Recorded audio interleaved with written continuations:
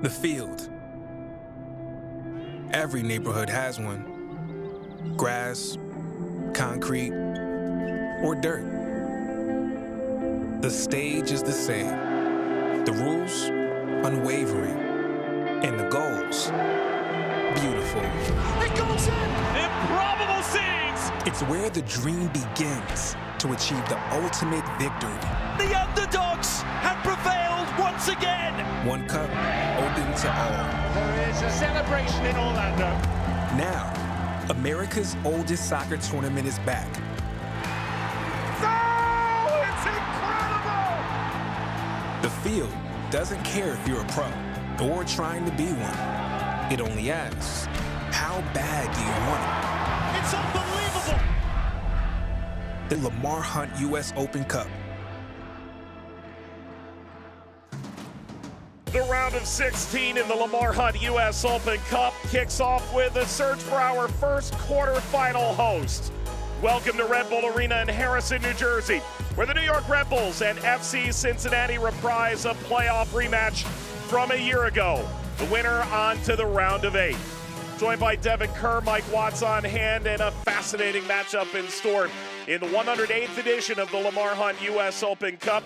16 teams remain. We will not have a repeat finalist. Both Orlando City and Sacramento have already been bounced. And now, Devin, we can look in all of its glory at the final 16 in bracket form. It's only the third time in Open Cup modern era since 1996 that we've seen a champion go one and done. And guess what? There's a real good opportunity. 12 of 16 teams have never taken this title down. Friendly reminder that the team on top has an opportunity to host next round. So whether it's Red Bull or FC Cincinnati, all roads were won through that home venue. So we shift to the players to watch this evening, and we're going to go with Tom Barlow and New York Red Bull because, simple, they're looking for goals from the 9 up top. It's been a struggle recently. It has gotten better under Troy Lesesne. He admits that they have to start to produce better efforts in order for the 9s to start to tickle the nylon more frequently. Pat Noonan, FC Cincinnati. What more can you say about Luciano Acosta? 3 goals in the last 2 matches certainly doesn't hurt. 5 goals, 3 assists in 12 MLS games this season. Wait and see what this lineup looks like, though. A little tweak for both teams. Yeah, to say the least. FC Cincinnati has made 7 changes from their most recent league game. The major lineup news, Brandon Vasquez picked up a knock in training, out as a precaution tonight. Just want to make sure that they don't ruin those chances, right? They have to make sure that at the 9 spot they have solidified some help. But it's a possession-based team, still a very strong squad for Pat Noonan's team that in the first 11 matches only averaged 1.27 goals. They're up to 2.25. Red Bull make a couple of changes on their own. Keep an eye on the wings, Vanzier and Harper on the outside. Underway in the round of 16, New York Red Bulls taking on FC Cincinnati. It's the River Kits for the roadside, and New York, as anticipated, is red. Wobedo. Ian Murphy.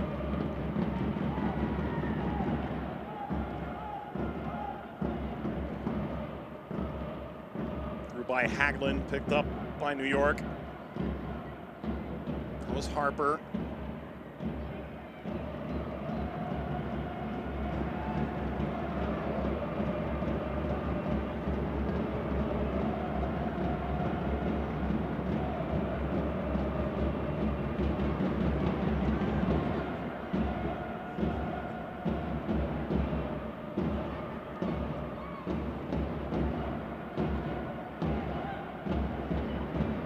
Back by Kubo and picked off by Tolkien.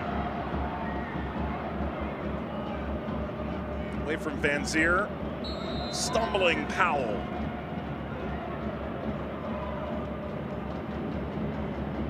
Fotis Basakos is the referee with an early whistle.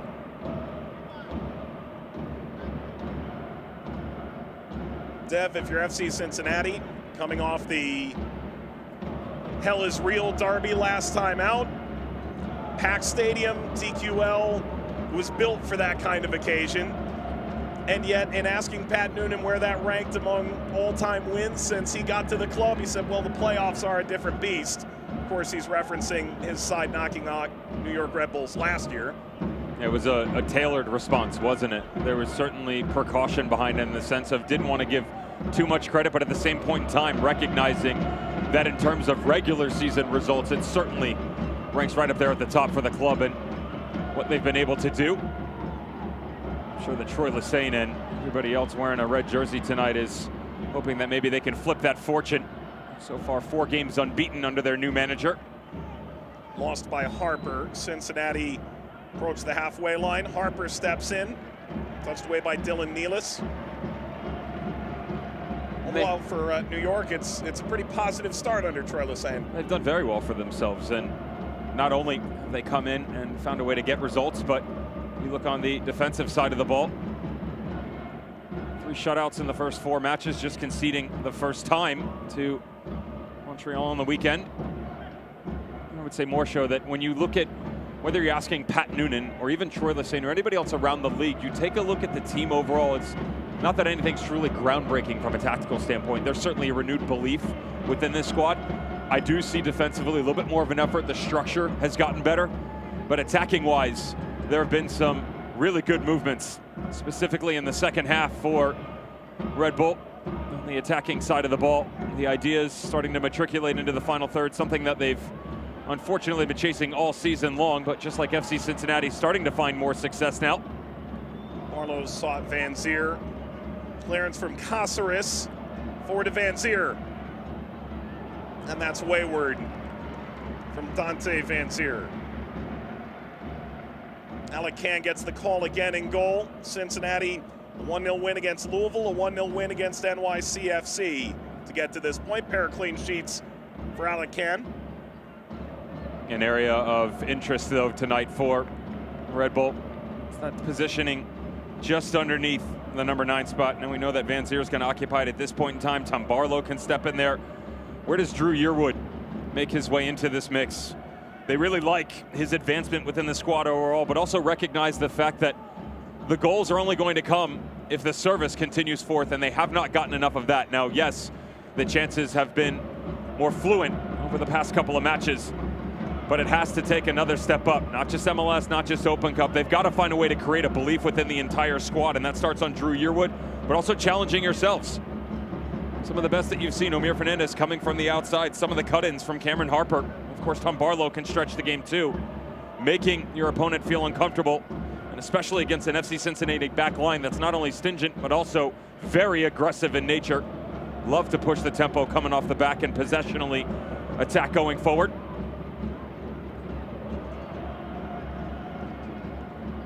It's out beyond Harper. 5 minutes of feeling out in Harrison to this point.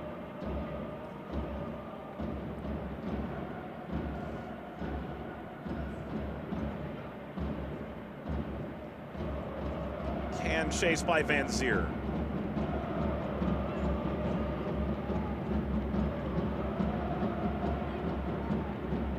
Forward from Stroud.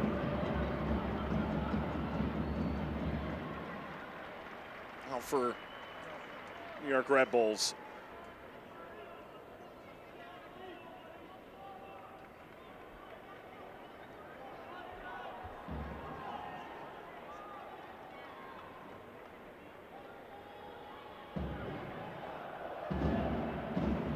Dylan Nealis. Had her smashed across, away from Barlow. So Tolkien has a go.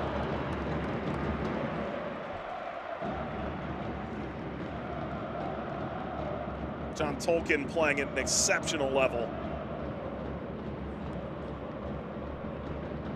Leading this team over the last 5 matches in minutes. Everybody's got an Open Cup dream. This just resides in the 3rd row. It's not bad form though, is it? The undercut, trying to catch it off the single skip, pick out that far corner. You and I spent a couple minutes looking at the Mark Fishkin May minute management that was pretty cool. Very cool for him to put together. And for Tolkien, in the way that Andres Reyes has been scoring recently, why not throw your name into the mix? 2 goals for the central defender. Game winner, some bragging rights within the locker room, never hurt for a center back. speaking from experience. I've heard, yeah, you know, been there once or twice. Once or twice. Yeah. It's not as frequent when you start to get a little bit older. Sent away by Ryan Mara. Leaping Haglund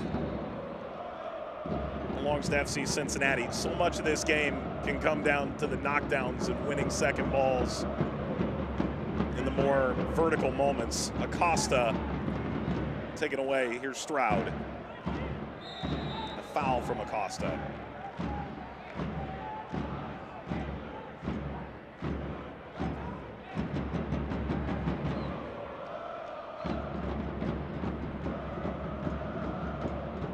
Ryan Mara steps forward to take it. 17th appearance in the Open Cup. That's a New York Red Bulls record. 10 wins, 7 shutouts in that span. Led them to the final in 2017. He is the only player from Cincinnati who, of course, at the time were still in USL, or New York Red Bulls, to still feature for the squad that played in that 2017 semifinal. Played at Nippert Stadium in front of 33,000 plus. This is Bright from Nealis. Harper. Stroud. High passing Kubo, kept it in on the chalk. And Dom, who was very briefly on the payroll at FC Cincinnati, but never featured. Tolkien. Turns on Angulo. Still for New York.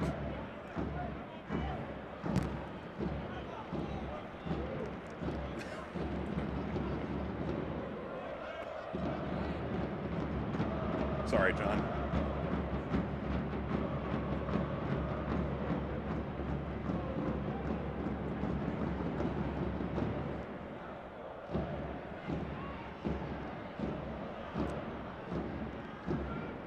Turned over and racing through. There is contact. There is a whistle. And it comes with a yellow card. That's Hassan Endam catching Kubo. Nearly streaked across half field and in on goal. It doesn't really give you much of an option if you're Hassan Endam. The way that you're trying to attack it squares up, and really smart on a quick little 1-2. Yuya Kubo to flick it in behind. I mentioned coming in very possessional-based lineup for FC Cincinnati. When you come right down the spine, Yuya is definitely going to have the most speed to his advantage to try and stretch this game in behind, as Acosta will, of course, always try and combine down underneath. Chip forward by Acosta for Haglund. That by Dom. I actually look at the far side of the field and the way that Red Bull like to rotate Dylan Nealis up into the attack. They pivot so well into what can be a makeshift back three, and as they do so, that's all of a sudden going to expose more space, triangulating the attack between Pinto or Acosta or Arias, depending on who rotates to that side. Going to give you the 2v1, 3v2 matchups they're looking for. Something that Troy Lesesne has been pleased with since taking over. Been a handful of sequences he described as something that you hadn't really seen in the last year or two that they've been able to work on over the past few weeks. They know the Red Bull identity doesn't go away, but finding a better on-ball identity should bring them better results. Murphy, the denial on Van Zier.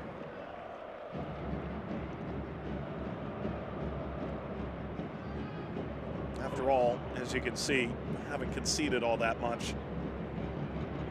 It's the scoring. Nealis did find his brother Sean in the penalty area earlier. That should look a bit familiar. Angulo stabs it away. Yearwood. Yearwood.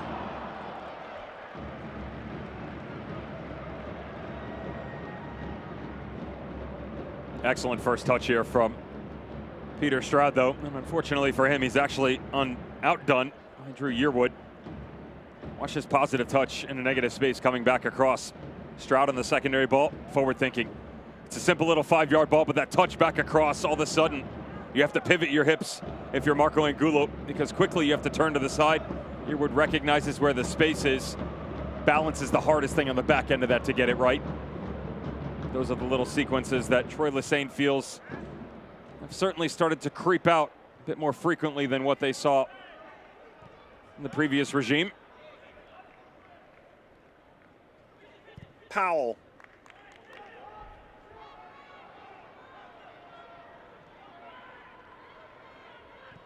Arias, Haglund, Powell. Tolkien stepped in, covered by Yuya Kubo. Ricocheted away from Angulo. Back to Wobedo.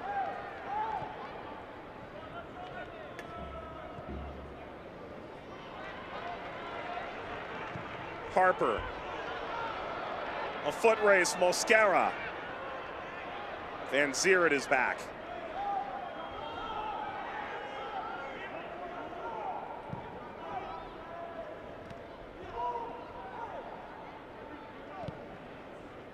Kubo. This is enticing for FC Cincinnati. Acosta zigzagging, Angulo.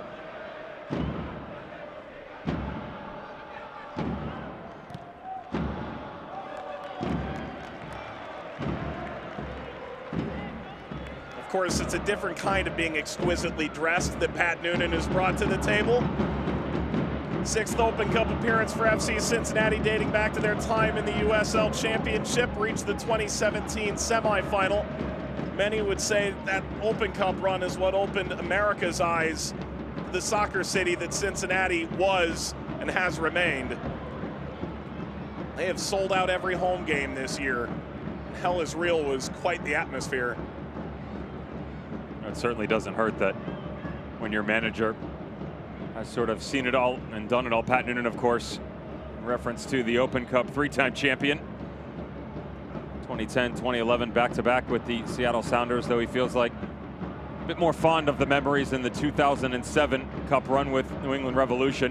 One of his teammates, by the way, doing battle in this Cup as well, though in a different position. Jay Heaps, general manager of the Birmingham Legion, taking on Charlotte tomorrow night. Some of the names on that team, by the way: James Riley, Michael Parkhurst, Stevie Ralston, Jeff Lorenowitz, to name a few.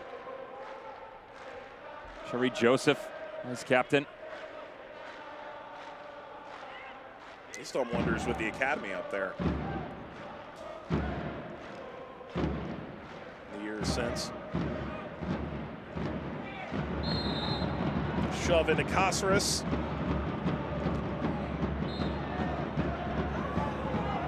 Caceres and Acosta.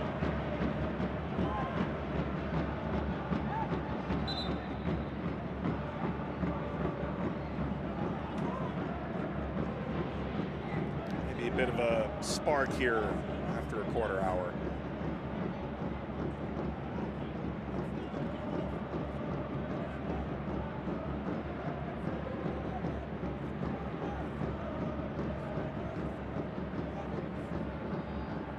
Dev, you agree with the referee trying to settle this after that head-to-head confrontation? Just squash it now. Just 16 minutes into the match, we've already seen the yellow card on and for Hassan and Dom. Just calm things down a little bit. I'll actually say that, to me, the energy level a bit lower than I thought it would be between these two.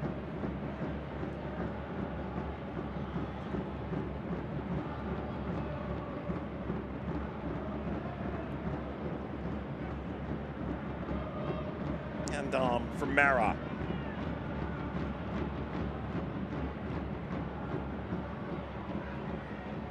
Flighting a direct ball through. Second ball picked up by New York, only to see Angulo siphon it off. Throw one by Nealis. And Harper will take.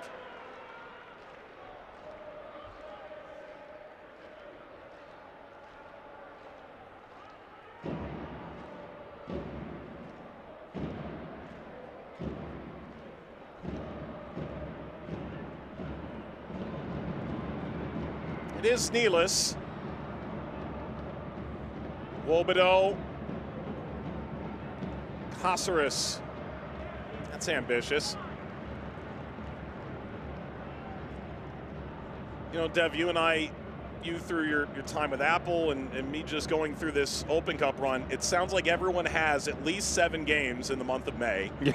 if That's not, on the light end. I mean, I'm looking at, for instance, Cincinnati's schedule, and that sort of continues until they get a couple of weeks, right? Chicago and then Vancouver, Toronto, and then they jump back in July to the midweek games. Opie Fest is in the middle of the month. I mean, a lot of excitement to be sure. Nevertheless, it seems like the rotations that we've talked about in this game, you have to plan that 5 days could cost you 2 games. A lot of contact. Referee waves it off. There is no VAR in the Open Cup. So what you see is what you get. Well, you stick with Cincinnati right now, and it's 3 in a week, 6 in 18 days. It's a mathematical nightmare. Ball through for Pinto. That's behind Kubo. If you're Troy Lesesne, at least for FC Cincinnati, they've been able to establish that depth. Troy Lesesne doesn't have that luxury. Pretty much everybody out right now.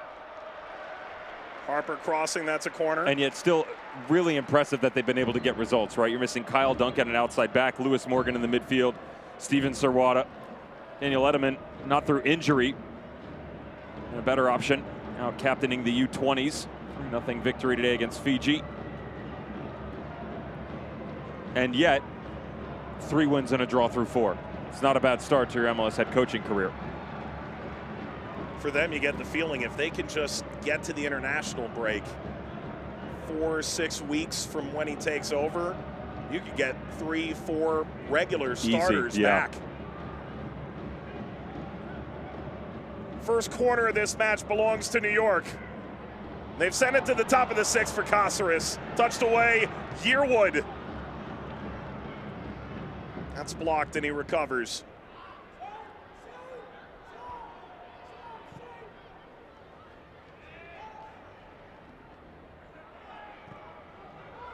Arlo was pursuing. That goes against Yuya Kubo.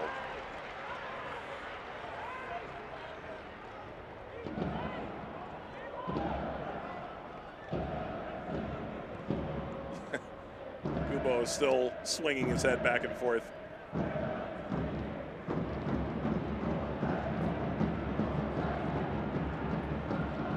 You got to be real careful here if you're Cincinnati. The genetic make of them normally 2 strikers high, and Acosta just roams underneath. Now, from an attacking standpoint, we know the greatness that can come from him, certainly on a great streak, but defensively, you have to watch that outlet space into the 6. It's an area of interest for sure with Caceres and Peter Stroud, and especially tonight, when you go with 2 high and 3 within the midfield, now all of a sudden it's on Pinto and Angulo. They got to work a little bit more.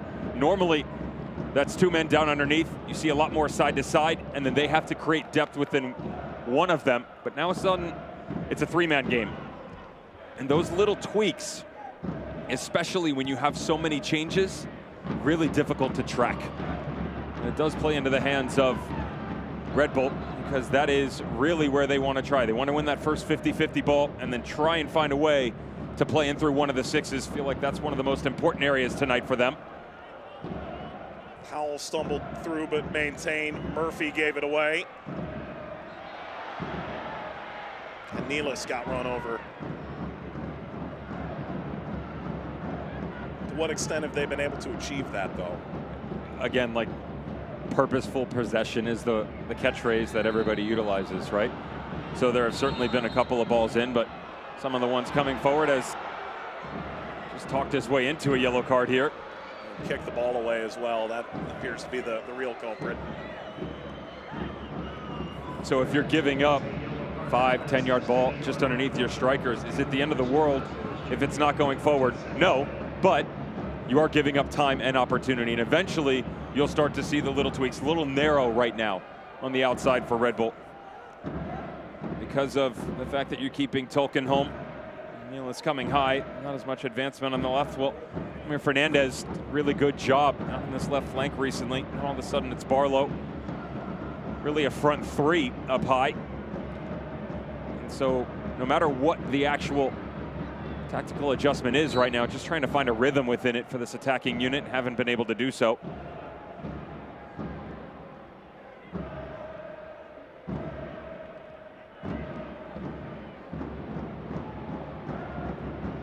Acosta. Bouncing off that back line. Will be Wobedo. Powell. Tolkien intervenes. That may have been the same suit Troy Lesesne wore when New Mexico United went to the Open Cup quarterfinal, first year of existence, 2019, against Minnesota United. Thought he was in gray. You would know. Felt like more of a gray with a black tie. Sure. Not to be confused with the formal event that you didn't receive an invite for. Neither did I. Nope. It's funny how that invitation's always lost in the mail.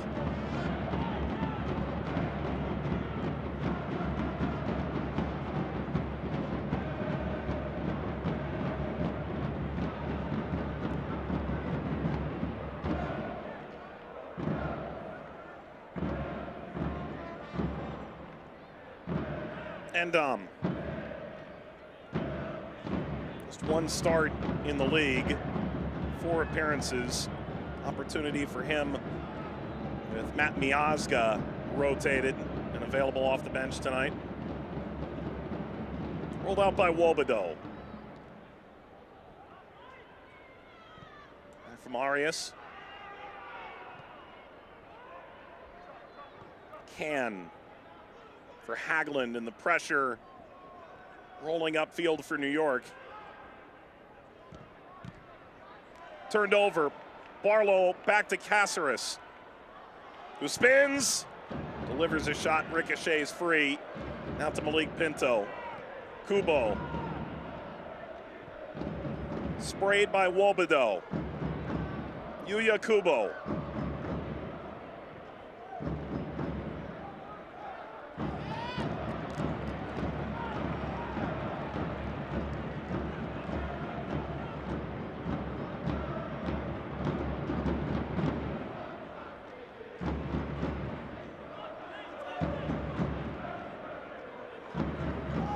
The next shot on target will be the first.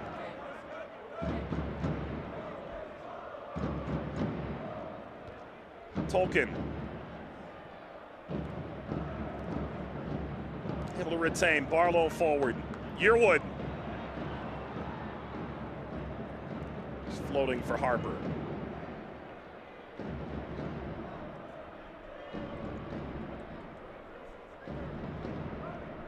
What's amazing about the opportunity of this game, Cincinnati perfect at home this season, 7 wins in 7. Red Bull winless on the road this season after a stunning road record last year. And the winner of this match guaranteed to host the quarterfinals. All of a sudden, that 3-game gauntlet to Champions League and a trophy lift doesn't seem quite so arduous. Tell that to the boys that are on the 3-day turnaround. True enough.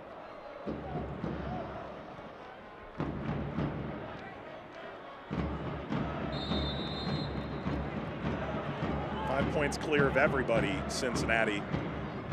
I haven't really talked about it yet, although Pat Noonan well enough aware of the players' mentality that surely they're aware that they lead the Supporters' Shield race at the moment. And yet, quick to say, we have accomplished nothing. Ball through, flag is up, this is offside, Van Zier. The shock of the Red Bull Arena crowd. That's a better run, but still a little bit early. Dante Van Zier coming out of the 9 spot, even more so when he runs and comes back through. Mosquera coming to that center spot, obviously occupied normally by Matt Miazga. And really the biggest tweak that you'll see within that back 3. Haglund on the red card suspension or rotation. You bring Mosquera to the right. And Murphy comes to the left, but all of a sudden, the general of that back 3 tracked him well, to be fair, even in an offside position. Stroud.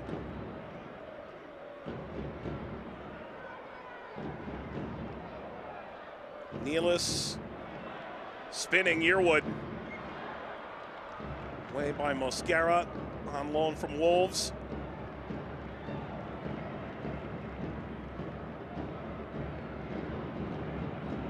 This is not the only game ongoing. Inter Miami and Nashville on the Golazo Network tonight.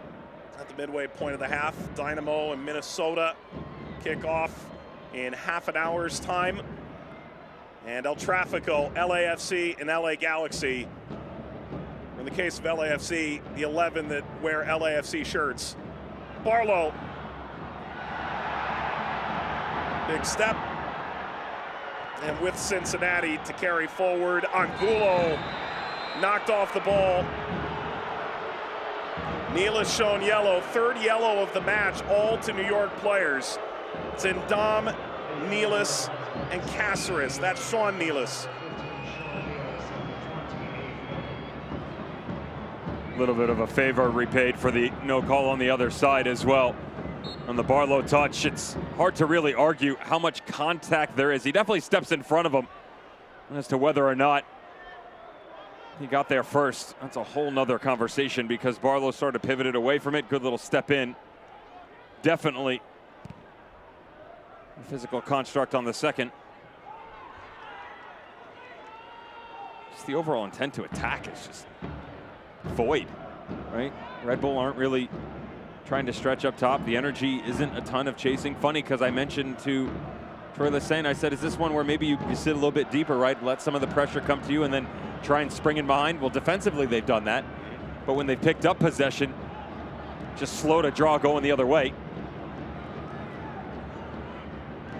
Tolkien found the pocket. Yearwood for Barlow. Barlow, Yearwood! Best chance of the match by far, just before the half-hour mark. And Yearwood steers it wide. It's not from that far off from one of the chances that Troy Lesesne was talking about on the weekend against CF Montreal. And this ball back across, really smart here because Barlow, it's the only option he has. If you notice the hesitation just before he gets to the end line, he recognizes the fact he's got nobody else in the box. Drew Yearwood on the ball, sprayed back through. You come flat-footed, got to pick speed back up. Really good combination play by Red Bull.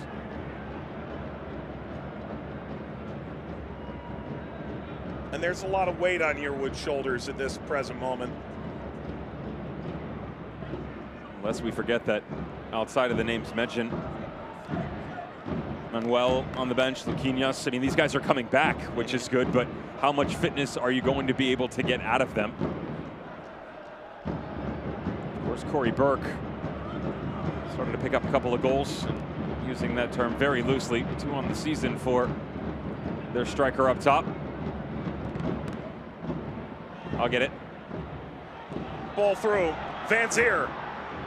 Angles, Harper. Cut back, Harper. Handled by Can. And all of a sudden, New York has found their attacking rhythm and pulse. They're quite fortunate on the ball that comes back across here. And just Caceres is smart. He recognizes the quick space in on that little shift back over. Mosquera got to be careful. He cheated a little bit to try and cover Nick Hagelin because he had come high. But they're very lucky that Van Zier is slow in his decision-making. If he hits this first time, that ball's through. Cameron Harper's got a real good opportunity. Instead, the second touch is actually the defining one. Closes the space down and Can able to make the good save. Angulo.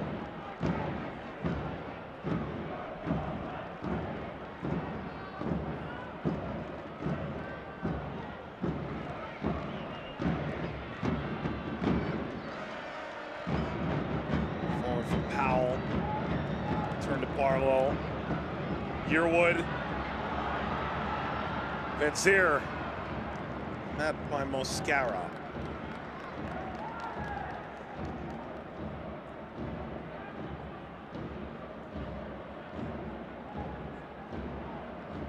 All of a sudden, the gentleman in the red jersey is taking personal offense of the real estate that was available unoccupied. Right around the conversation in the 27th, 28th minute. Speed's there, no question about it. You do have to step. That's one thing that FC Cincinnati is not going to give you. They're not going to give you the luxury to just possessionally weave your way through. You have to push them. Because as aggressive as they are coming off the line to try and feed some of these balls moving forward, they're tenfold on the defensive front. One of the best in the business in MLS this year. Stroud started this, the return from Van Zier. Stroud crossing toward Tolkien. And that is some nifty dribbling out of harm's way by Mosquera.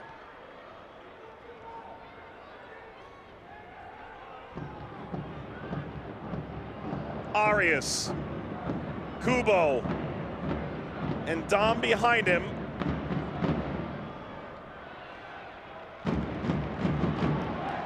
And a corner for Cincinnati, finally a respite. This is either going to be bragging rights in the locker room later or a stern talking to. Either way. Crafty weaving your way out. Still would like to see a higher body. Push the envelope a little bit. I'm not saying that you have to spray the ball in behind, but you have to find a way to drag some of this central defense with you. As they're regaining possession, Mike, and they start to work out quickly. They're running into a 4 or 5 man front. It's either Stroud or Cáceres dropping down underneath. Good recovery by the back four. The corner is away from Pinto. Pardon, that was a heavily inverted Elvis Powell who did the dribbling.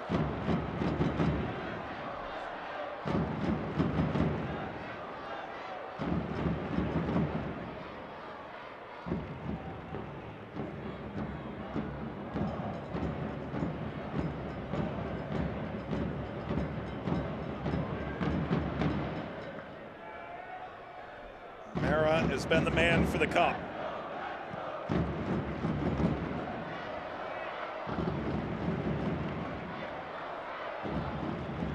Now toward Yearwood. That's Mosquera. Back to Haglund.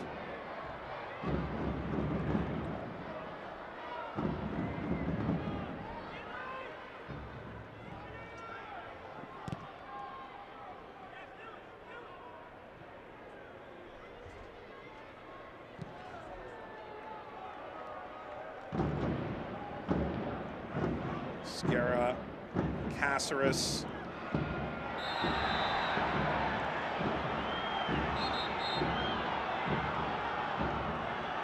Yearwood brought that down effectively enough to win the free kick.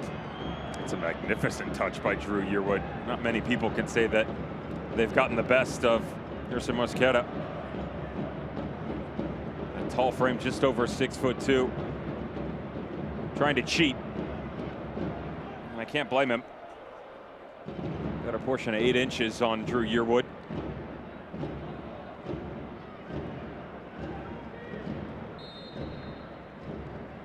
Cáceres for Tolkien.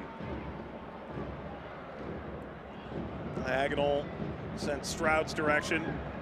Stroud receiving deserved praise for his performance in the 2-1 win against Montreal. Impactful to say the least.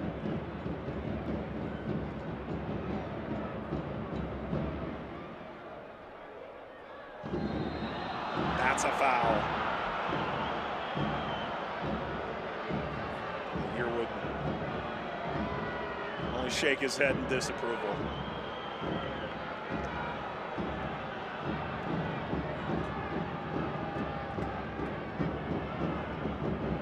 It's also disrupting the overall flow of the game these past couple of minutes.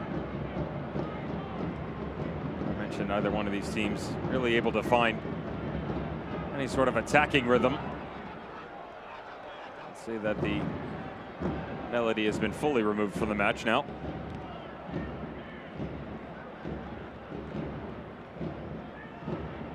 Murphy, Arias. Stroud.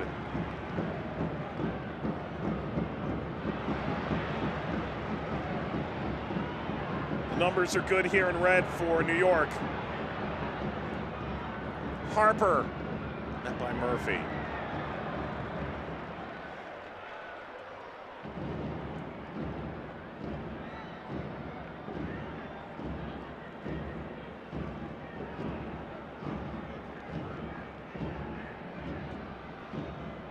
Nealis.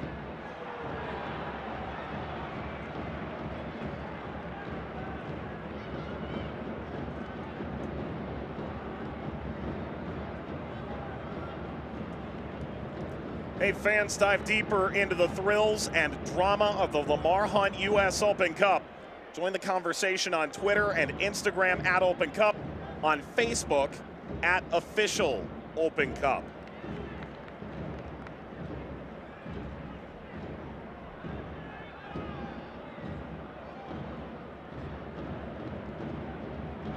Powell held off Tolkien.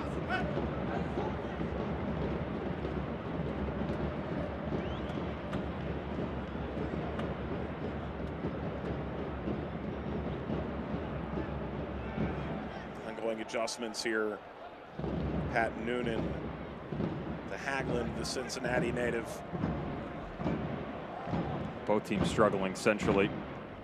Mentioned earlier, Red Bull trying to work more predominantly, at least coming off the turnovers through their sixes, quick changes to the other side of the field.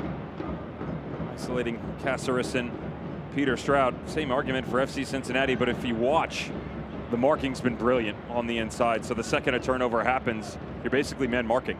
And that's not to say that they're following individuals, that's to say that it's usually one-on-one. One of the things that Pat Noonan has addressed multiple times this year is finding the right combination play through depth within the midfield ranks. Now, I mentioned earlier, normally that's a two-man argument with Acosta floating around. All of a sudden, you've got three.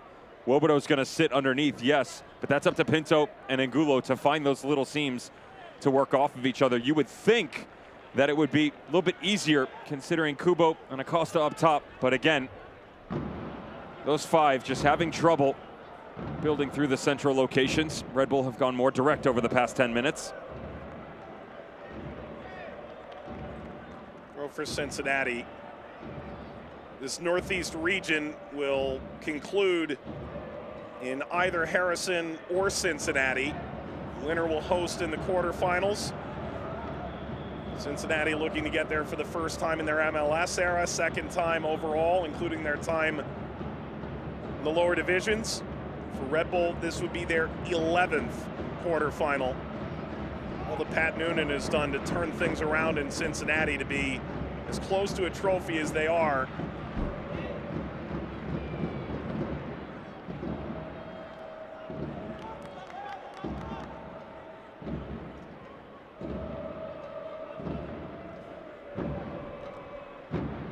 Ball dropped down by Kubo. Acosta. Kubo trying to slalom through. Acosta knocks it wide. Up and over from Arias. Nealis arriving. I heard the footsteps here. Dylan Nealis has got to be careful. Good pressure on the back side of it. And once again, the little bounce. How's the little header, by the way, from Hassan Adam? Maybe unnecessary, but it does just cause a slight hesitation as the ball works itself back to the outside, the delayed run. Goes back to the recognition by Dylan Nealis. It's still a rough angle for Arias on that near post. Mera shifting over.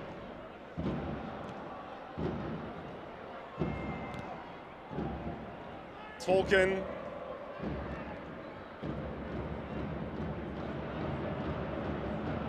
Came down awkwardly. Caceres holding off on Angulo.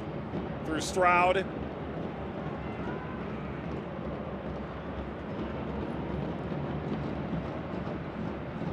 Acosta.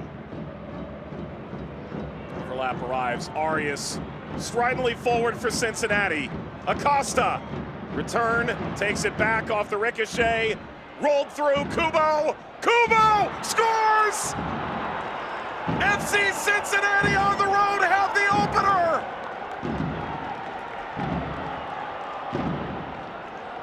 And that is a stunner!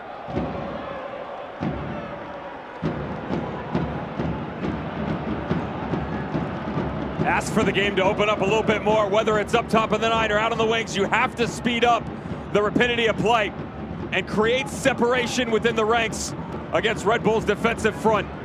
Even though it breaks down, look at how many numbers they have forward. All of a sudden, the horizontal threat becomes a lot more prevalent. You can move side to side quicker. Just mentioned doing that, albeit in a deeper lying area. Now you're at the top of the 18. Same premise rings true. Quick little touches, unbalance the opponent. You've got an overlapping on the right. It's cut back to the left. It's Kubo to the bottom corner. And all of a sudden, on the road, FC Cincinnati have their lead.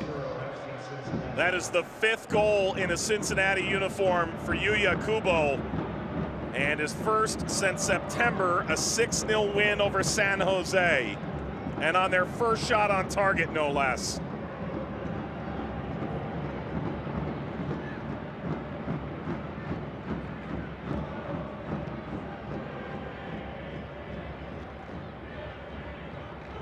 Yearwood.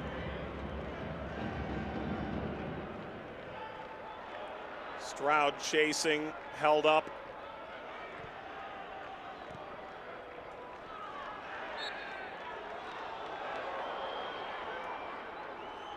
Frustration from Yearwood.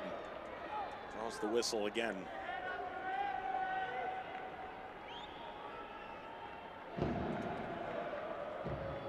What's the difference? A major glaring difference for this FC Cincinnati squad this year. You hear the same story spewed every single week, but for good reason, just finding a way to grind through difficult moments. You don't have your preferred strikers up top. You tweak tactically down underneath. Normally looks like really more of a front three, to be fair to Acosta and the freedom that he's given to Rome. Attacking front changes. Open field starts to become more difficult defensively, and you start tracking the game and feel a little bit out of sorts. And yet, the greatness that lies within still shines bright. A brilliant move from the left side, really uses the full girth of the field. Ball into the bottom corner. No one's the wiser. 1-0, where you heard that story before this season. Mascara chases back. That never reached Can. Drove it away. To your point, no Brenner, still out with an ankle injury. Of course, the upcoming transfer over the summer. And for fans just tuning in, Brandon Vasquez, a knock in training this week, held out as a precaution, not in the 18 tonight. So all eyes were always going to be on Yuya Kubo tonight. And it's with that spotlight that he soars for the opening goal in the 42nd minute.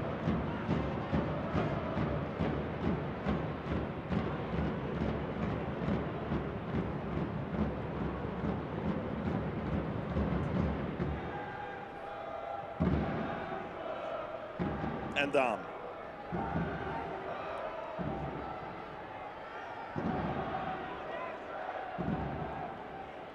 one added minute in the first half. Tolkien.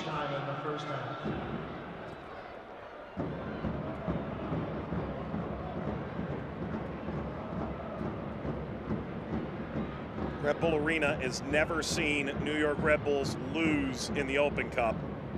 They're on the cusp of trailing at halftime. This is the 13th game played in the venue since 2010. Caceres left off by Yearwood. Sent wide Harper. Crossing too high and wide of Yearwood. Tolkien looks to collect. Kept in by Acosta.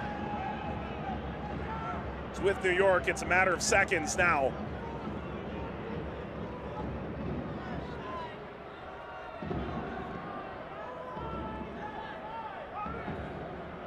Caceres turning Stroud, sets up nicely Van Zier. Yearwood kept it moving. Still it's New York. Last from Stroud. Will leak out for a corner for New York, which should be the last attacking motion of the half.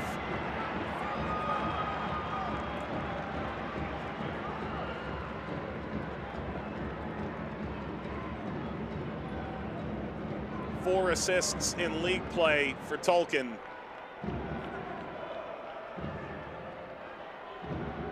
Lord of the corners. Instead of Wobodo, get another go. It's a lot of traffic around Alec Can. Tolkien, look for Nealis. And Dom trying to get in. There's the push.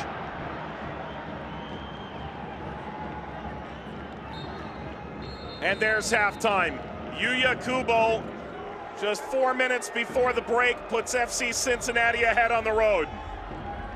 Tonight's halftime score is New York Red Bulls 0, FC Cincinnati 1. This fortress impenetrable for New York Red Bulls in Open Cup play.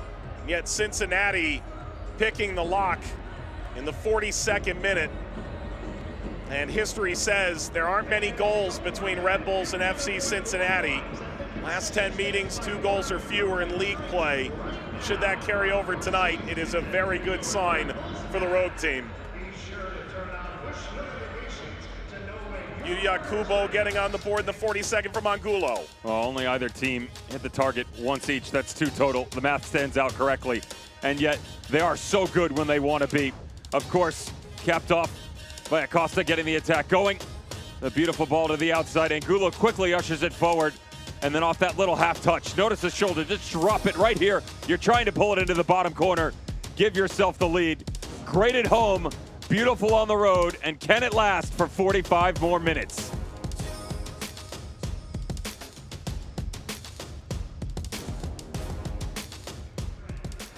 Visit NewYorkRedBulls.com to register.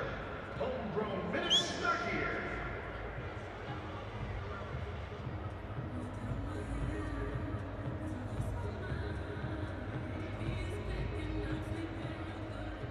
With the New York Red Bulls Flex Plan, you have the freedom to build your perfect ticket plan. Choose from one of our 3 selected packs, or customize your own. Plans start at just $32 per game, and when you purchase 6 games, you'll receive a 7th free. Visit NewYorkRedBulls.com to build your Flex Plan today.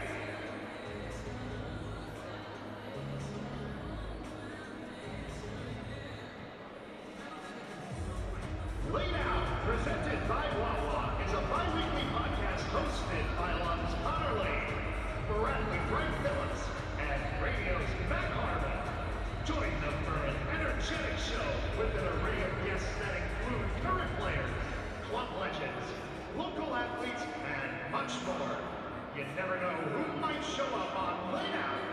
Listen wherever you enjoy your podcast.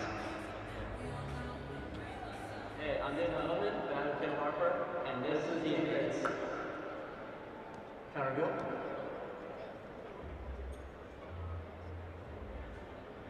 Wow. That, yeah. Yeah, Mama's gold now. I know, I was easy. Easy money. I don't think I get this cycle. I don't think I get it. I don't think you're either. Alright. Is it? Oh. I want to pass it sometimes, but I felt like you were a fish. No, Alex, salmon. Unlucky, buddy. 1-0. Unlucky. Yeah, okay. Stop on this. Are you serious? Yeah, I'm serious. I'm just gonna have to take us here. So. Oh, you're not good. I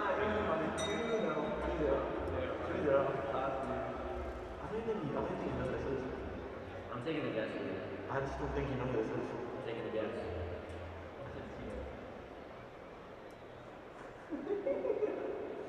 Are we supposed to be trolling? This game is? No, you're supposed to guess who. I mean, you never spoke about Messi ever. Yeah, that's your guy. You're so good about it. Be careful here. I'm not writing down what you think. Be careful. Snapchat. That's a Snapchat. With Riz. Snapchat with Riz. With Riz. Hey, with Riz. Is that Instagram? Really? Yeah. Aww. He has over 100 million people on Snapchat. Yeah. Not true. I don't know, I think that's 2. No, right? Well, that's right 2 down. Fine, yeah. Yay! Woo!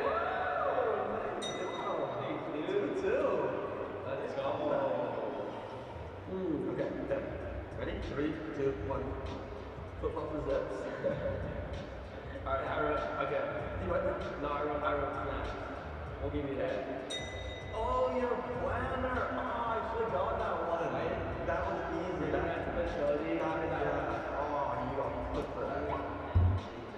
Oh. I wrote it in for the conversation we have just had. You find it right now. But like, I know this is something you can't miss out. So I'm proud of my answer.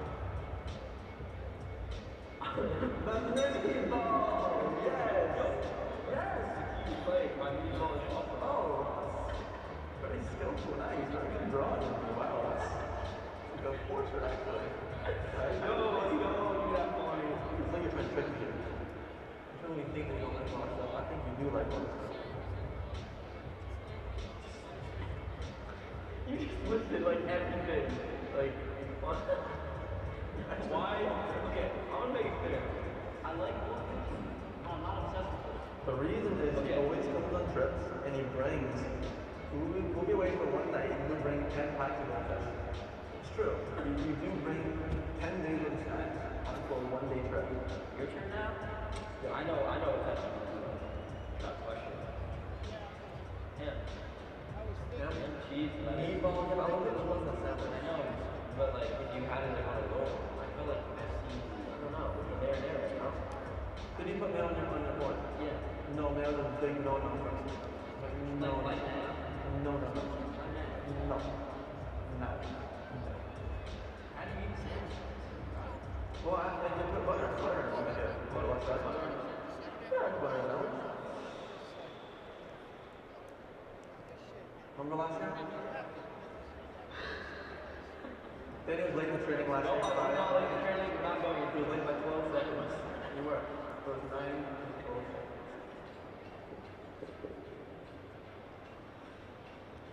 Oh, get out of here. Oh, come on. Come on. Like, that guy needs a little approval. Come on. Hold up to it.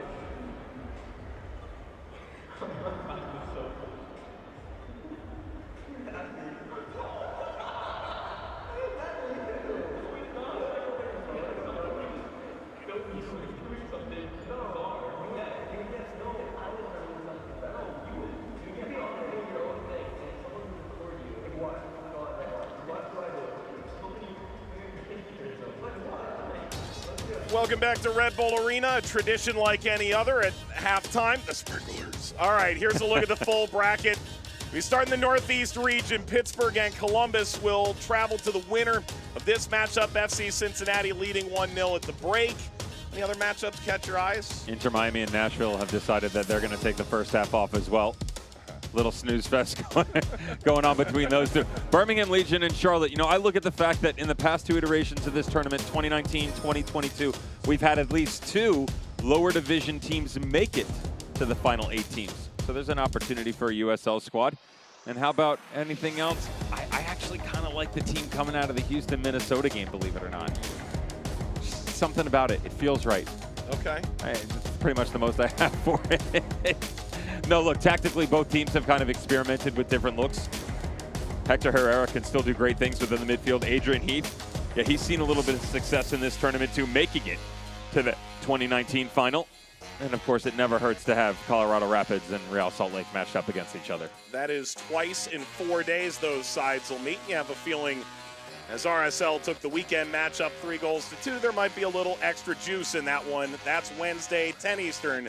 And you'll see it on CBS Sports Golazo Network. Got a lot more coming up here in Harrison. Sprinklers are gone, and we'll be back in a moment in Harrison.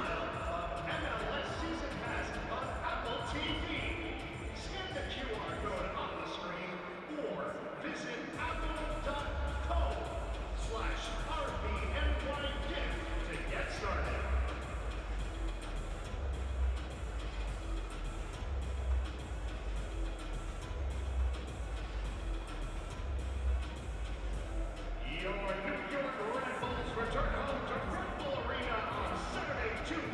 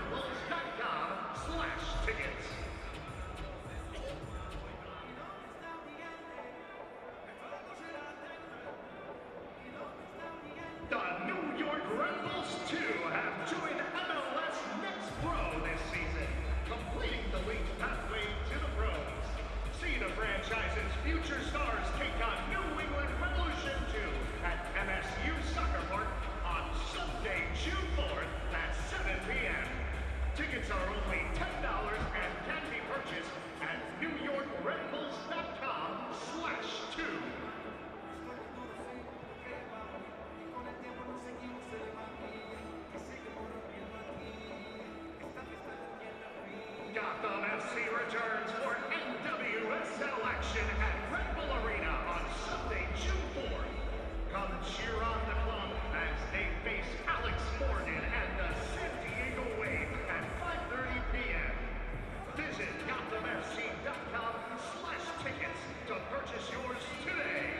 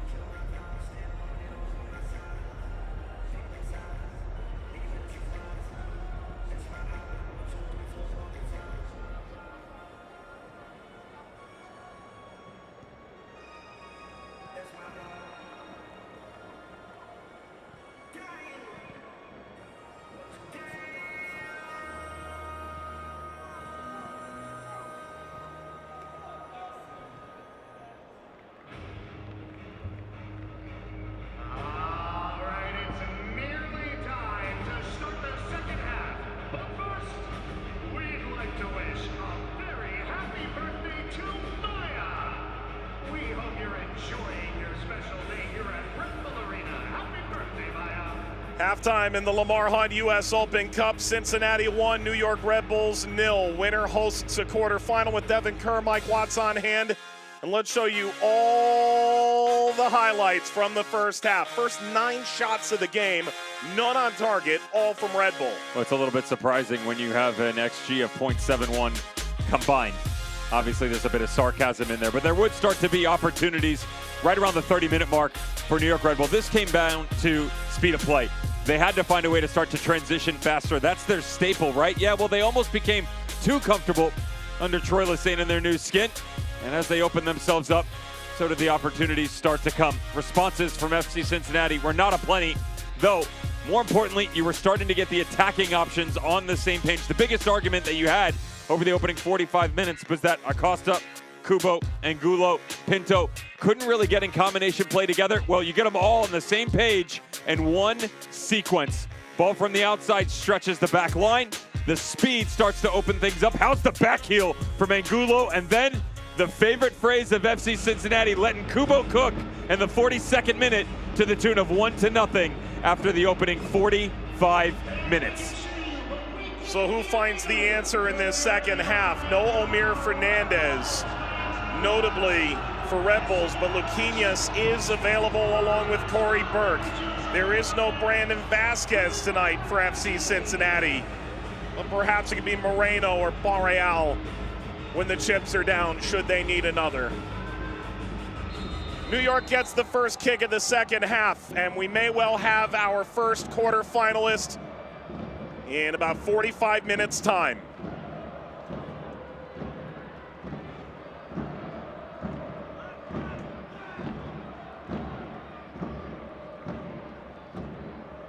And Tolkien, pursued by Angulo. Cáceres, held up by Kubo, slipped ahead for Stroud.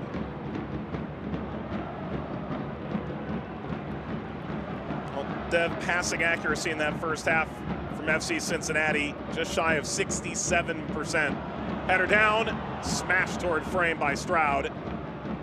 If Cincinnati is to walk out of here with a win, you'd have to think that number and the ability to possess the ball effectively will need to improve. Tolkien able to cut this across. Yearwood able to keep it alive. Nealis, Harper, Acosta, the clearance. Another reference with an argument, by the way, is they're almost 10 points below their season average in MLS. On 79.2% passing accuracy, where, again, it just comes down to some of the build in general, having trouble finding some of the pressure points on the inside. Can you combine with the overlappers and Arias and Alves Powell? At the close of the first half, we saw a little bit more. And then, of course, the lack of an overall presence up top in the makeshift 9 spot, held by Acosta and Yuya Kubo. Although John Tolkien's name called a few times, he's done well defensively. Tolkien's tackle started this run for New York. Each team just one shot on target. It's Harper, hopelessly. Stepping in Stroud, Harper recovers. Nealis, Caceres, Tolkien. Caceres steps through. And that's southward bound.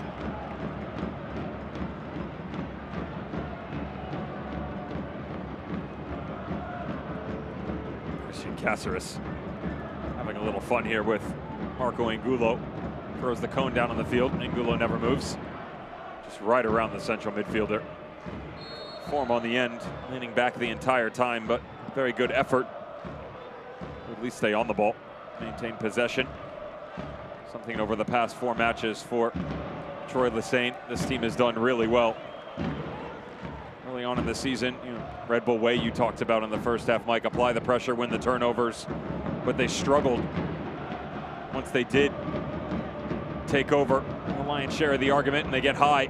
A lot of turnovers, not the case over this unbeaten run. 3 wins and a draw in the last 4. Maybe to a fault at times, slowing it down too much.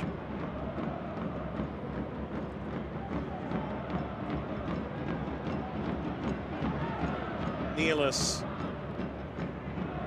turned away by Pinto. Ricochets off of Yearwood. Caceres. Assist might come from the referee. It is broken up and sent wide to Harper. Runs into the back of Arias and rolls over the line. It's incredible defending too, because Ian Murphy actually got stepped on and he was out of position. So as he's trying to track back over, Arias just recognized that Cameron Harper had a real high line and daylight to step into. And the wingback closed the space down, just used his body in the utmost positioning.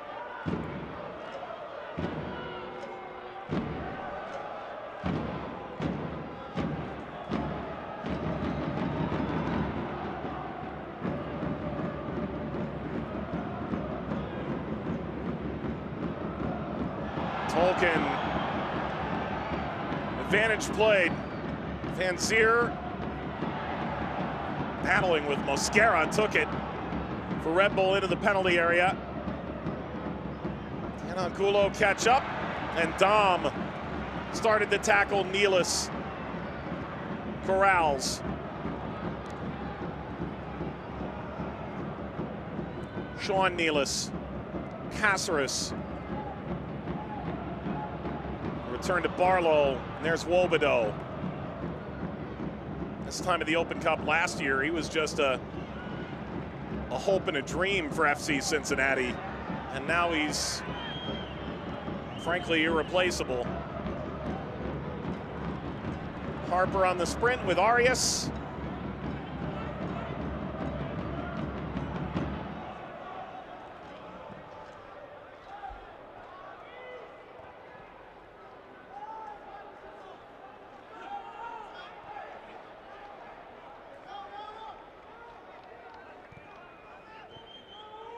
Yearwood. Dylan Nealis.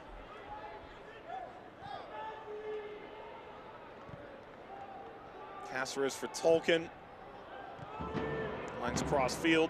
Dylan Nealis once more. Harper, who's inverted. Stroud, the overlap.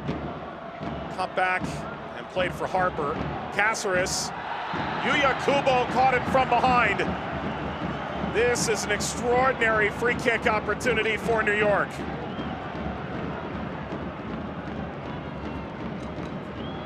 The referee letting this play open up just a little bit. A couple of opportunities just prior that the ref says, no, thank you very much. The one on Tolkien, and then the secondary one. And Angulo, though I'd make the argument there. Real time, thought he clipped him. Instead, it's actually a very impressive tackle. And then the infraction itself, got to give credit here to Caceres. He actually steps in front of Kubo, though maintaining possession. And that's the argument. That's a rough angle. And for Yuya Kubo, you have to feel for him. I don't think he had a fair play on the ball. All of a sudden, the marksman, left footer, Tolkien, 25, 27 yards out. Caceres gonna feels like he fancies himself from this distance too. One way or the other, it's gotta be direct. Five in the wall for Alec Can. Surely it's Tolkien. Watch Harper available off that wall. It's Tolkien into the wall. It's Stroud. Had two options. And Karam's into the width and out for a throw.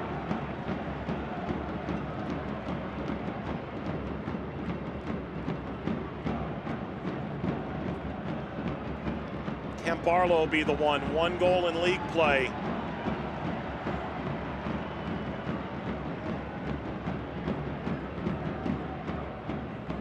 Tolkien pushing the back of Nealis helps to create separation.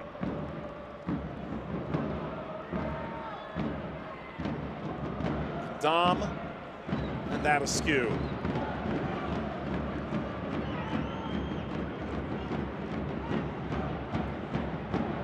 The 2023 Lamar Hunt U.S. Open Cup delivers more heroics and heartbreak tomorrow. Coverage 7 p.m. CBS Sports Golazo Network. Games also available here on the Bleacher Report app or BR Football's YouTube page. Those are the ongoing games. That Houston, Minnesota game, a hearty happy birthday to Dylan Wolpers, as we all know. Legendary part of that ongoing rivalry. Whether or not happy birthday Maya is on relative terms for this, time will tell. It's always takes a number of years getting paired together to start to see these kinds of things really blossom.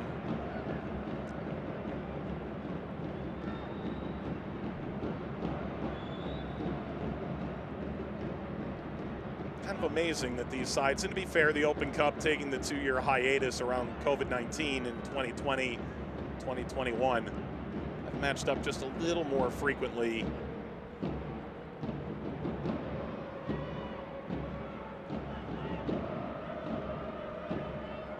Of course, the playoffs last season, the 2017 semifinal in this competition.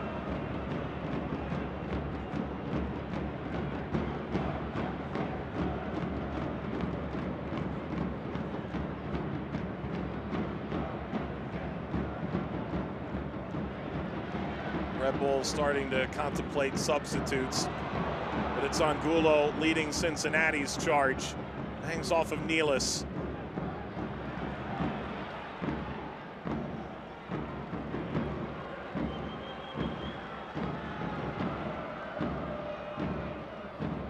Barlow. Powell.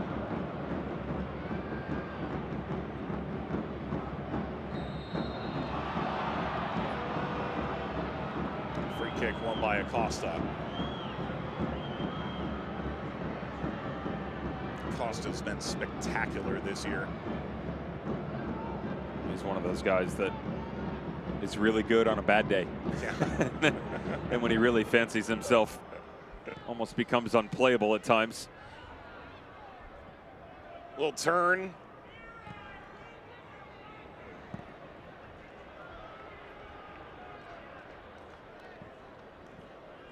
Seven goal contributions in 12 games.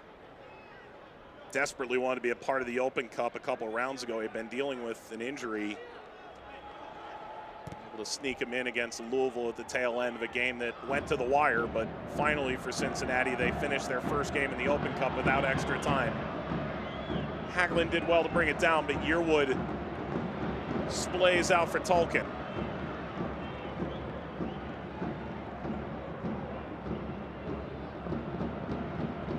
Caceres. Notice how much more aggressive they've been here in the second half. Well balanced as well. At the outside back spot, both Tolkien and Nealis trying to pin these two wingbacks from FC Cincinnati back. It's enabled them to get on the ball a little bit more, higher possessions. They've compressed the field. Alvis Powell. The crane kick? What's going on here? Certainly a foul there by Caceres. But watching possession, him coming down underneath Caceres, what they have lost in this, even though they've gained a couple of attackers and certainly added more width to it, they've lost some of that build-up play within the two. The relationship between Caceres and Peter Stroud starting to veer away from each other. Powell upended and lost the ball to touch. So changes to come here. That's Wiki Carmona. It'll replace Harper. Your attention, please. Substitutions for your New York Red Bulls. And Barlow never fully got a real handle on this game. Elias Manuel comes on. So a couple of attacking subs here to try and spark things for New York. I just mentioned how you start to add more layers to the attack coming forward. Both outside midfielders struggle to get into the game in general, yet alone positionally when they've advanced their shape coming forward. They're either too narrow, they weren't wide enough, they weren't pushing the tempo up top. It certainly doesn't make it any easier on Van Zier and Yearwood in the center spots.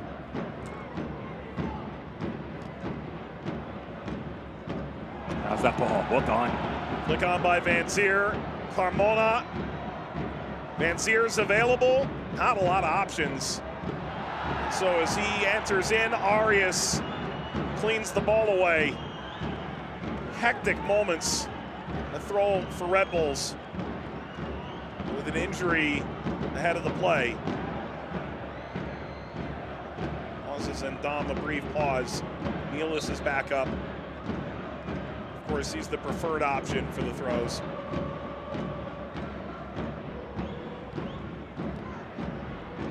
Nealis, Stroud.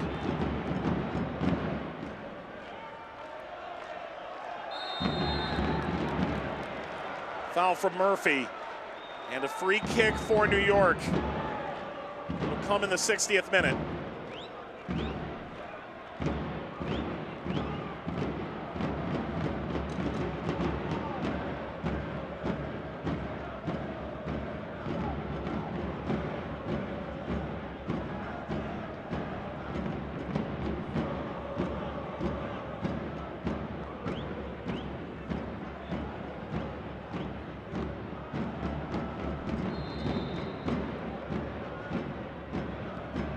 Caceres curling, punched away by Can. Pushed upfield by Angulo. Tolkien will recycle. Caceres. Giving back to Stroud.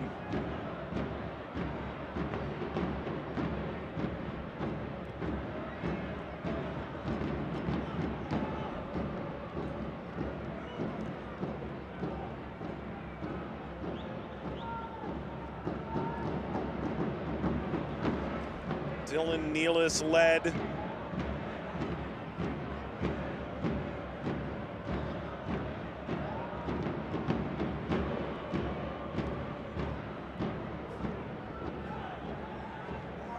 Costa indicating he and Ndama got entangled. Just little moves that are very subtle and difficult to pick up, but as that ball came to the near touchline, Peter Stroud took the easy path.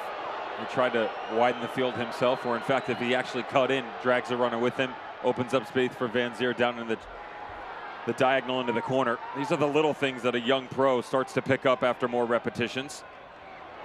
Floated in behind. Can off his line. And that got a little nervy with Manuel. Well, Acosta wasn't happy with the contact on the inside, and then they were all watching. Drew Yearwood tracking himself back into an onside position. Left the runner in behind. Manuel just drifted through. They're still making the argument on the initial contact. I don't blame them. Saw there was a foul too.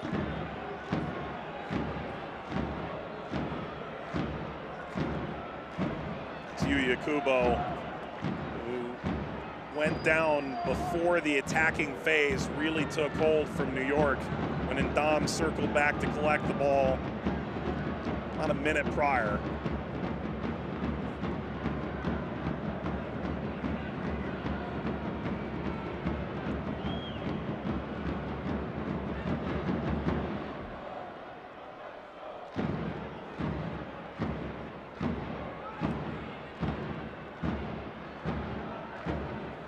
Yuya Kubo back up. Let's take a look back at the goal here in the 42nd. Really everything that you could ask for if you're Pat Noonan. Good movement out onto the flanks, and then as you add numbers going forward, just the clever ability by Angulo to just usher this along. Whether you allow the play to continue over the right shoulder or have the vision, and even better, the perspective to recognize what Kubo can pull off. Little half turn, really only option he has is to cut it all the way back across his body. But it will be the end of his night. Goal in the 42nd minute, courtesy of Marco Angulo. Sees the addition of Dominic Badji, who has really become the preferred running mate of Brennan Vasquez over the last couple of matches. Does change the look up top now for Acosta, who can try and work more off of a point man. Plenty of speed to burn. Goal shortly before halftime. That's great stuff, Yuya. Only his 5th for the club. And sort of fits the MO that both these teams have felt to this point. A bevy of scorers at just the right times of late. Up toward Badji, sent up for Acosta. Dom endeavors. Indeed, we do have a goal between Inter Miami and Nashville. It comes from Negri in the 57th. Across here for Acosta. Hit it on the first time off the post. Acosta following. And now the whistle goes. The flag has gone up. The flight on that ball was mystifying. Well, he thought it was in, so did I.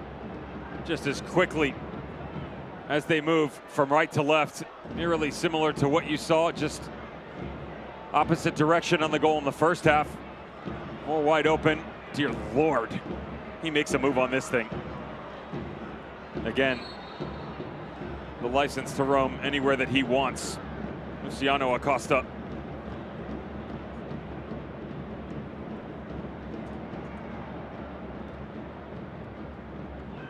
Acosta forward, and Dom got the first header to it. Nealis, and Dom trying to get back to his feet. Murphy tapped it over the line.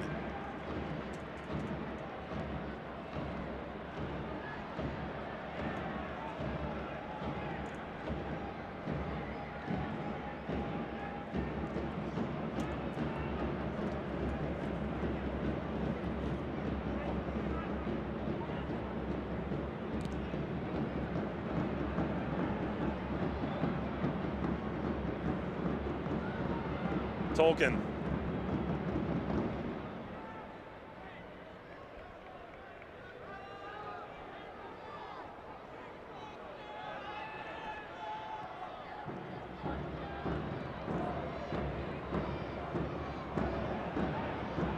Tolkien did keep that in. It was awkward, so it's Badji holding up play.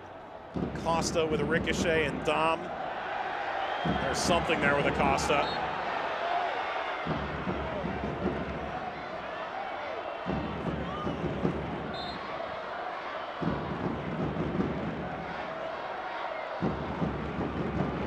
That's a gift. Welcome, FC Cincinnati, social media team. Nealis nearly through. Pinto on Frangulo. Nealis. Spinning Caceres. How about Tolkien? If Cincinnati can get one against the grain here, Acosta's available, but Baji was closed down effectively by Nealis. So it's Angulo, Pinto, now Acosta, as Arias out in front.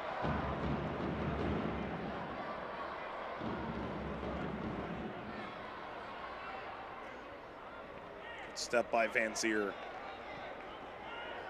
Stymies the Cincinnati attack.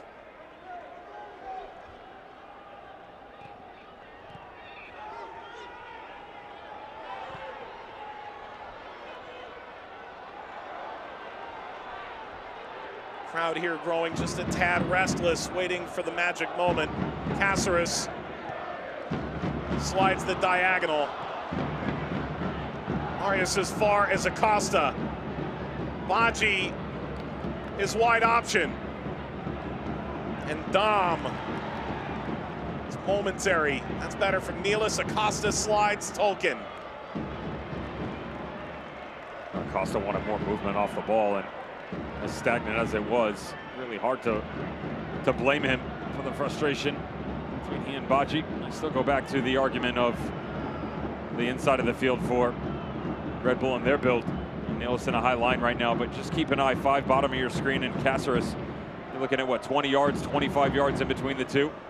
But if you watch the rotation defensively, how quick FC Cincinnati is to close out some of these balls that are trying to make their way through the outlet points. You come in, they step up, and then they immediately push you to the outside. You're happy to let this go side to side. You don't care, because the horizontal threat is the thing that you're worried about most, and they've eliminated that over the past 10 minutes. Stroud taken out by Arias, and that comes with a yellow card. It'll be the first card issued to a Cincinnati player.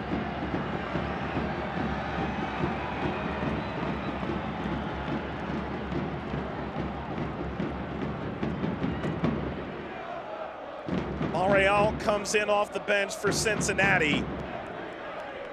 Has had a tremendous campaign. Arias, of course, leaving now on that yellow card.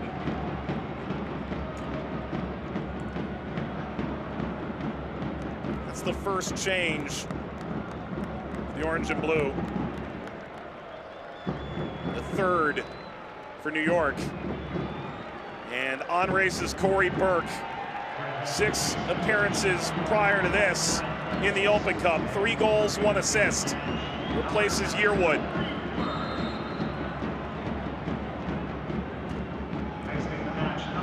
Caceres. Wobedo catch up to it. Tolkien.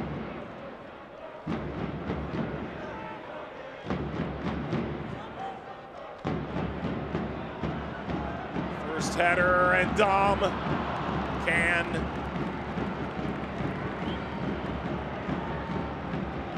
See as to whether or not they're going to jump into a 2-striker system here and bump Van Zier next to Coy Burke, if they're going to let him operate down underneath and just stagger the two of them right now. You'd have to imagine that some of the pressure, or lack thereof, is probably the better verbiage to be used in this instance. Struggling to truly challenge the back three of FC Cincinnati. That too, you pinch off of each other. Now all of a sudden you can control some of that rhetoric, moving them side to side. That allows more space on the outside to open up. Instead, you stay with the one.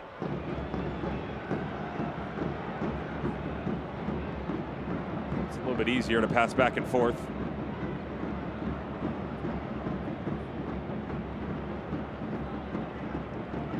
Caceres for Nealis.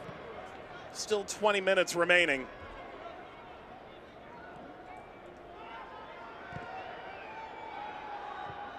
Crossing, Caceres, got beneath it, Wobedo. Tolkien reverses. And then by Mara.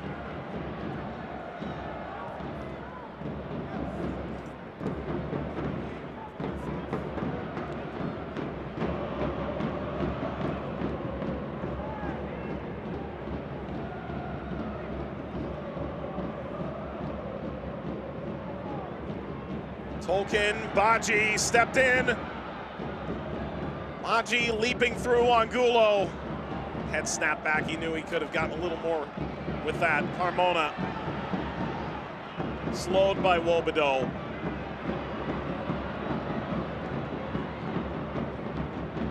Sent in by Manuel.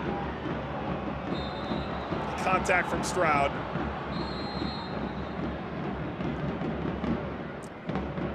Well, here's Barreal and Gaddis.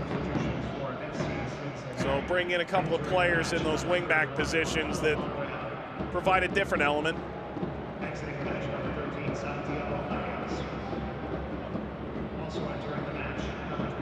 Barreal's got a calmness about him. Almost odd to use that phrase, primarily operating out on that left-hand width, but so good at just recognizing where the pressure points are at what point in time, speeding it up, slowing it down. I used the word triangulation in the first half for FC Cincinnati. His geometrics know no bounds, just willing to attack anywhere on the field. That's a lot of syllables for you. You're paid by the letter. Gaddis. Sendam.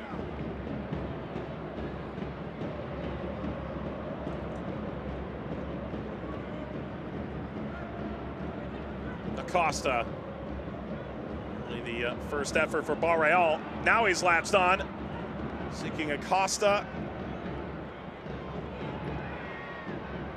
Carmona, remarkably, and with the advantage played. Powell.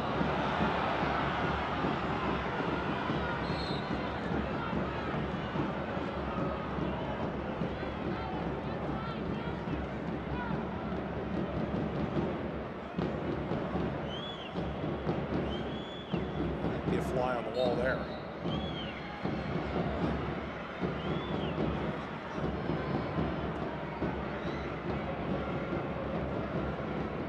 That had every bit of the makings of a meet me in the tunnel conversation. Cooler heads. Again, not invited. No. How's this fun little look for FC Cincinnati, by the way? Ray Gaddis working onto the left, and Barreal actually just tucked in, surprisingly next to Pinto. Mentioned that there are really no boundaries that his game knows. This is not a primary look for FC Cincinnati. Normally with the touchline as his friend over the left shoulder. Something you've seen? Barreal. That header left a little work to be done. Definitely giving you a different look. Trying to find a way maybe to add a secondary one. We've gotten that in the Inter Miami Nashville game, albeit not a second one for Inter Miami. Actually got an equalizer. Alex Mawil. Heard the name. From Lawrence Wyke. Having himself a nice little year. Omir Fernandez just knocked him out of the all-time goal-scoring lead for Red Bull among homegrowns. Well, does his scoring in Nashville now. Corner for Cincinnati to try and double their lead. Can't clear the first defender. Angulo up for Hagland. Acosta. Acosta curling header away from Mosquera. Tolkien met by Murphy. Driven ahead on Angulo. Will possess for FC Cincinnati with a quarter hour to play.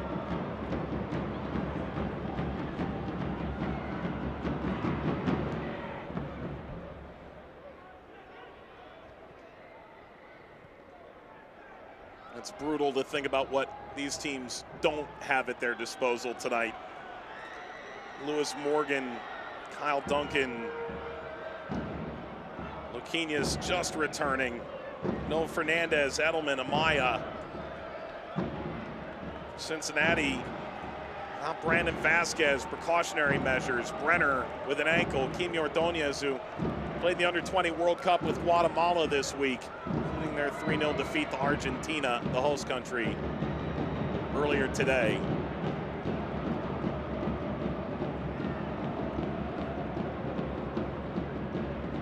While it's Cincinnati holding on and now looking for insurance. Well done by Carmona. Mara.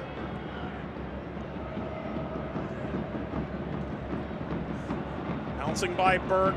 He's on it now. It's an infrequent touch of the ball, and it's Murphy that impeded him.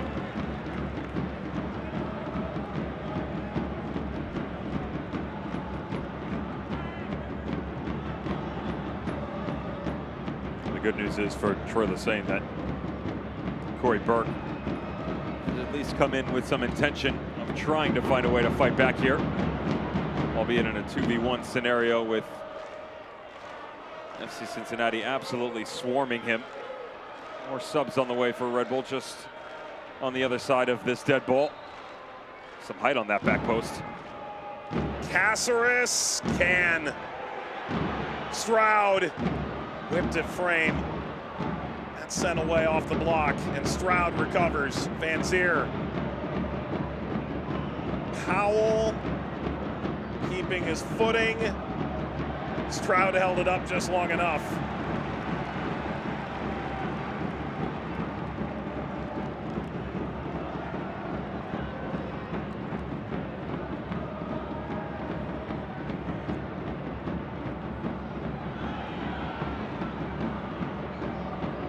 Caceres, header and Dom.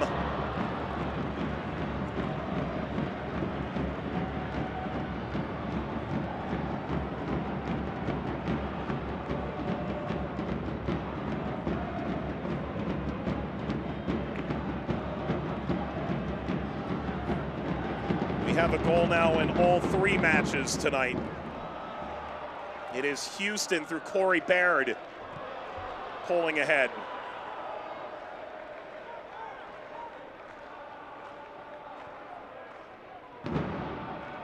That match just past the 30th minute. Hagelin got away. A corner for New York. There's a world of time remaining.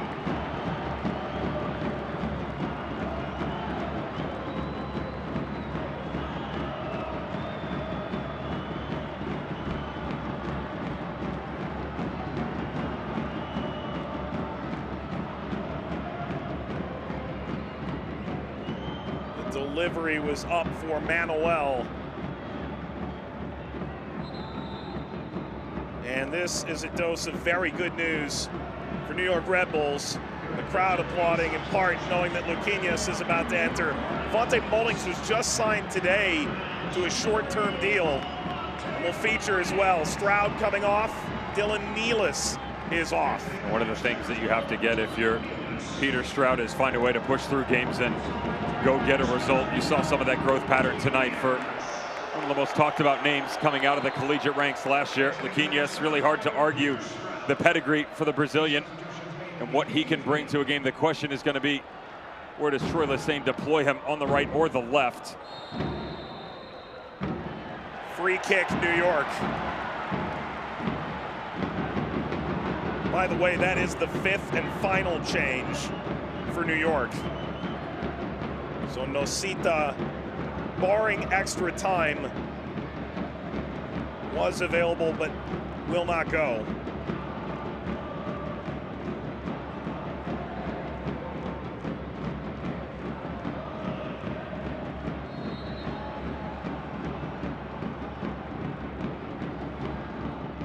Delivery up, Burke! Back across the face of goal and away from Nealis. Reminder of where we stand in the round of 16.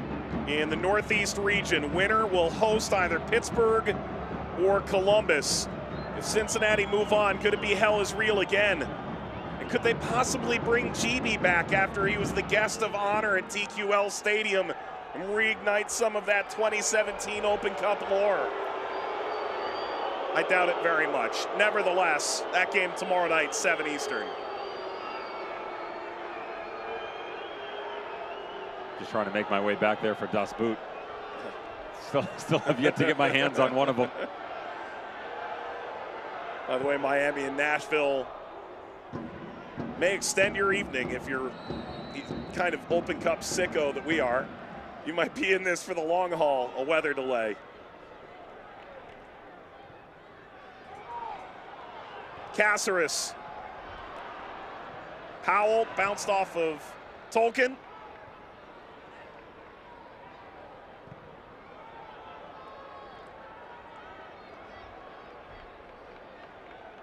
What more can New York do from this point? Well, I mentioned intention for Corey Burke, right? You have to chase a little bit here. And what I mean by that is everything about this club's identity is pressure, is speed. Almost 100 miles an hour going Mach 1 with your hair on fire. And this is what I'm talking about. Spread the game open.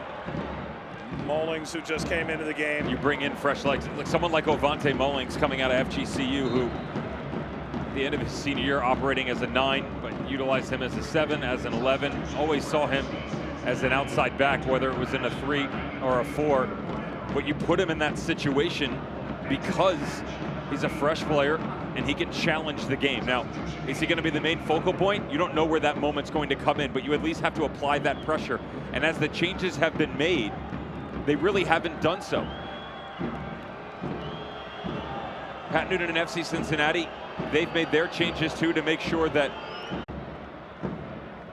83rd minute mark with the addition of Junior Moreno and Marco Angulo is done. Now all of a sudden, the shape can change on the inside. You lock down the center points. Again, much of what we've seen in the second half, just keep the game in front of you, push it side to side.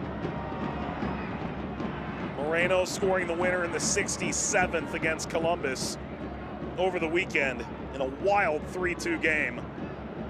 By the way, Cincinnati only used 4 subs, but they used all 3 moments in the process. Header skims down. A pirouette back to Mullings, who hangs this in the air.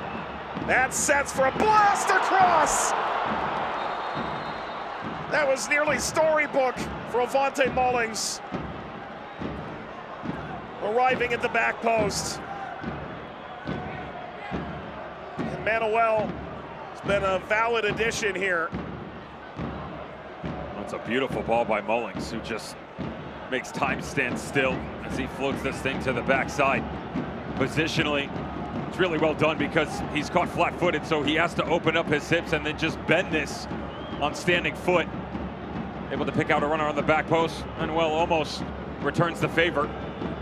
Nearly found Luquinhas after that epic ball in over the top by Mullings. Well, we've reached this point now.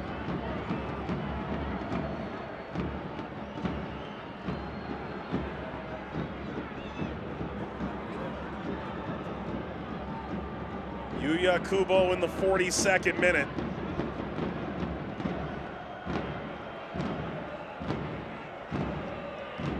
Could that be enough? Could it be the first loss tagged to Troy Lesesne? Could it be the first loss in the Open Cup suffered by New York Red Bulls?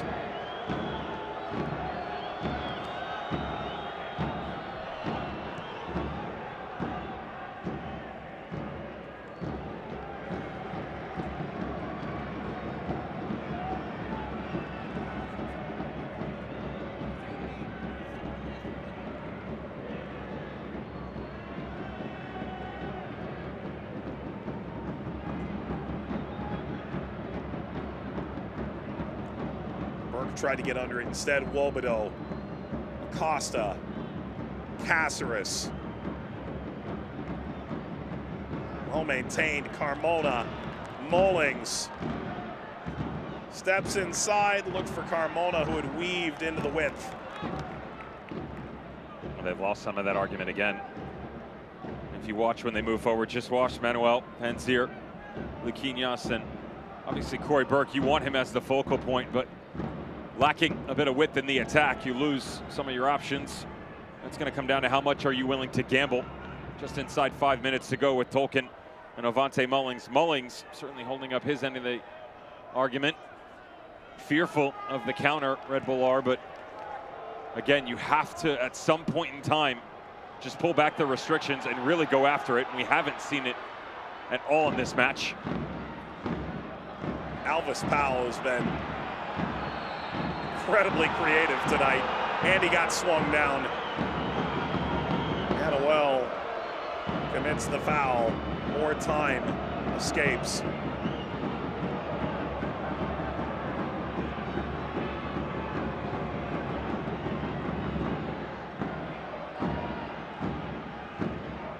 I'm surprised we don't see a card here. Not there. There. Right there. Yeah.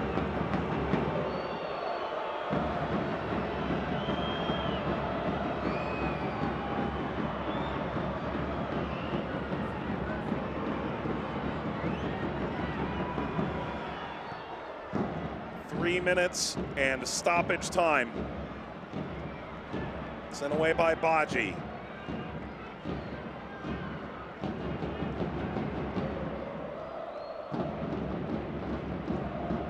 The numbers tell a story, but it's not a very complete one.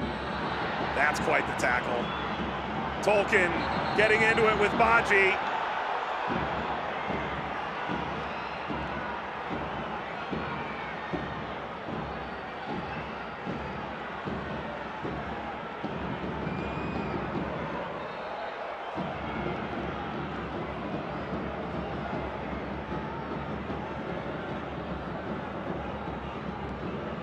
Yellow cards out, Tolkien. Certainly retaliation from John Tolkien. Wonder as to whether or not either one caught each other in the face. I thought Tolkien came a little high. Dominic Baji just defending himself on the back side of it. Can't really blame either one. Tolkien not happy with the initial infraction over the back shoulder, and then just returning the contact. Ryan Mara appeared to use his Fordham education.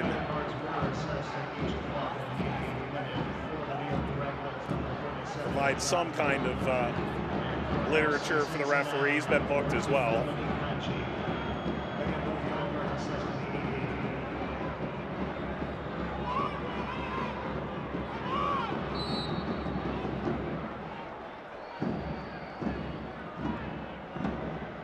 Mara.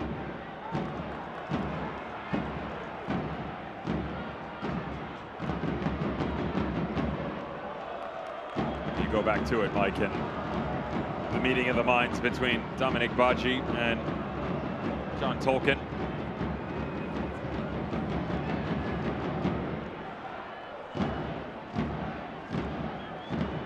Not a good way to make friends. It's certainly a foul.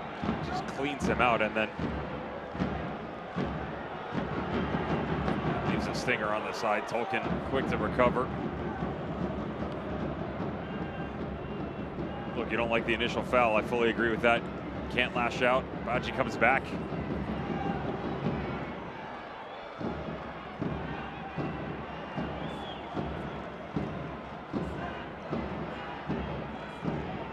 Goal kick was knotted to touch. Barreal.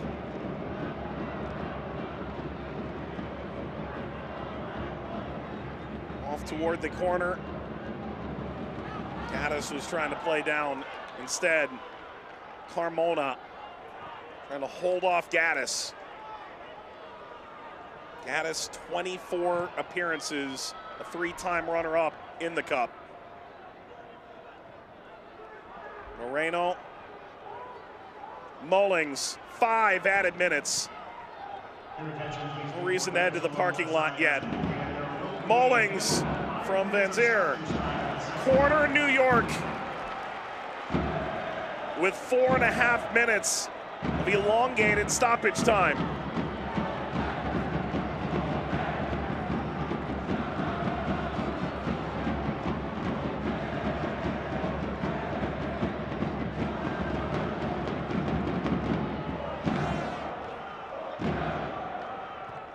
Tolkien didn't clear the first defender. Can Cincinnati strike for their second? Acosta.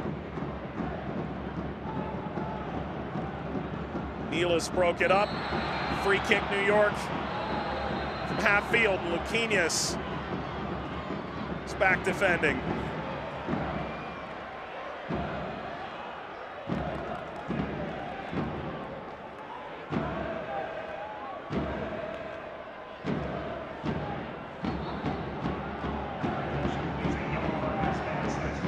Watch Barreal show up later, kick the ball away.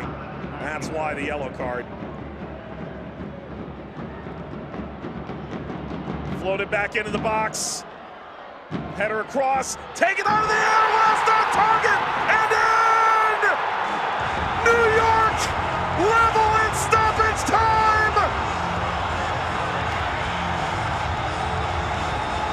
What a moment for Van Zier!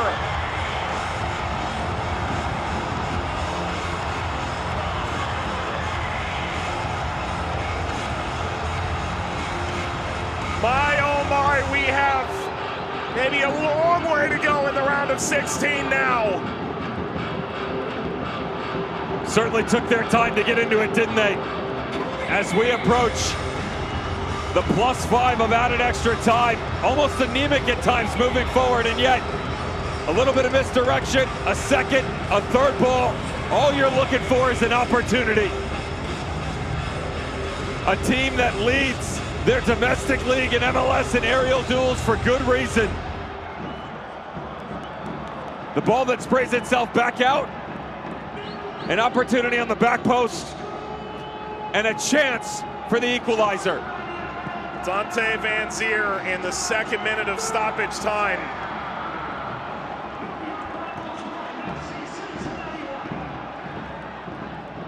It is a complicated story for Van Zier, no doubt. Nevertheless, to the rescue in this particular juncture. And now it's a matter of minutes remaining.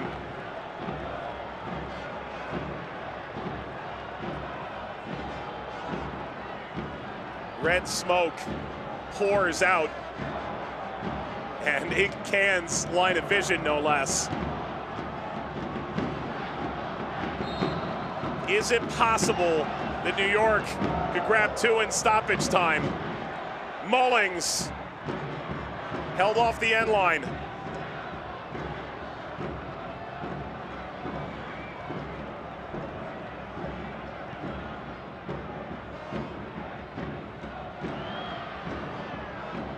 That 2017 semifinal looms larger and larger. How crazy that was.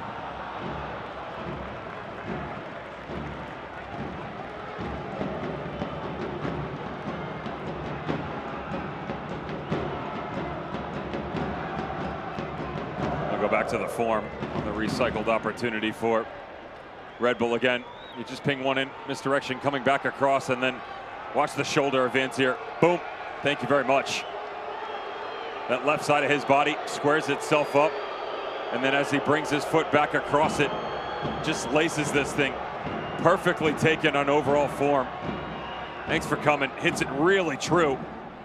Lost in translation on the near post for Alicante. We're back to square one. With a matter of seconds remaining, separating us from 30 extra minutes. It was Bradley Wright Phillips whose star shone brightest in that semifinal 6 years ago between these two teams. Who will it be today? Luquinhas. Cáceres kept it alive, and it ricochets across. Van Zier at the death.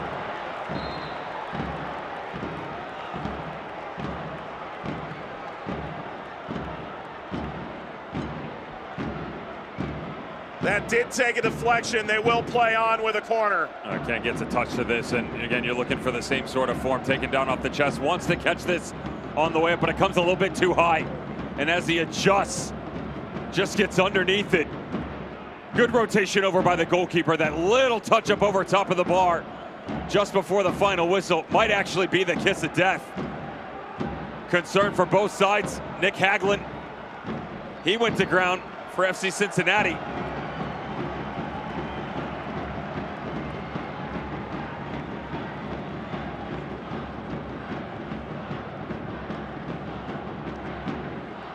Manuel on the far side of the field too. On the initial contact that saw he and Hagelin matched up against each other. That's what sprayed the ball down through the middle, opened up the right flank movement. All of a sudden, Red Bull, over the past 5 minutes, has come alive.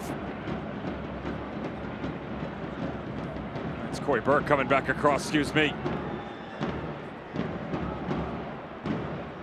The spark by Luquinhas, he's really added something into the midfield here in the latter portion of this match. Just hope that Corey Burke's doing all right. Not really moving down there. When you talk about a player 7th in MLS in aerial duels, this is a big part of his game. Caught that challenge all wrong. Has 3 members of the athletic training staff surrounding him. All the while, once Burke does manage to get up here, hopefully of his own power and in short time, there will be a corner for Red Bulls, which you'd have to think would be the concluding moment. Of note, Matt Nosita is available, and while all 5 subs have been used, the concussion substitute would be open to New York, and that's why Nosita's up now as opposed to waiting for extra time. All the while, that would allow an additional sub for FC Cincinnati, an extra moment for them, and it would be Apanonu who comes on. So both the number 3s, should indeed they hand over that off-color concussion card. Burke is sitting back up.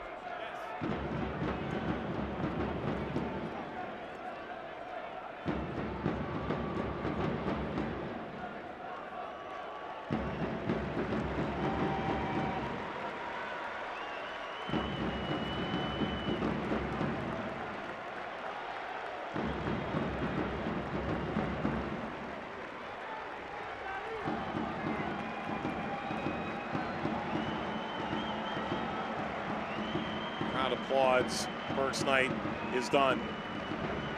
Hopefully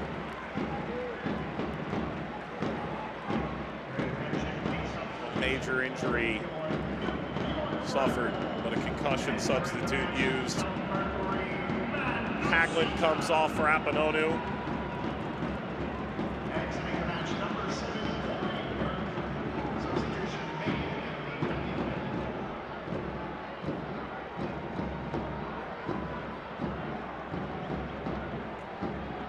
Substitution made for FC Cincinnati.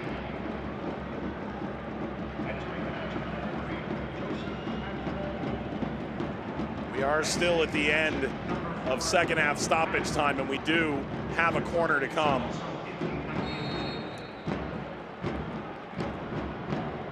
Is there something here for New York at the end? Bounces up off of Nealis. Another chance to serve across for New York.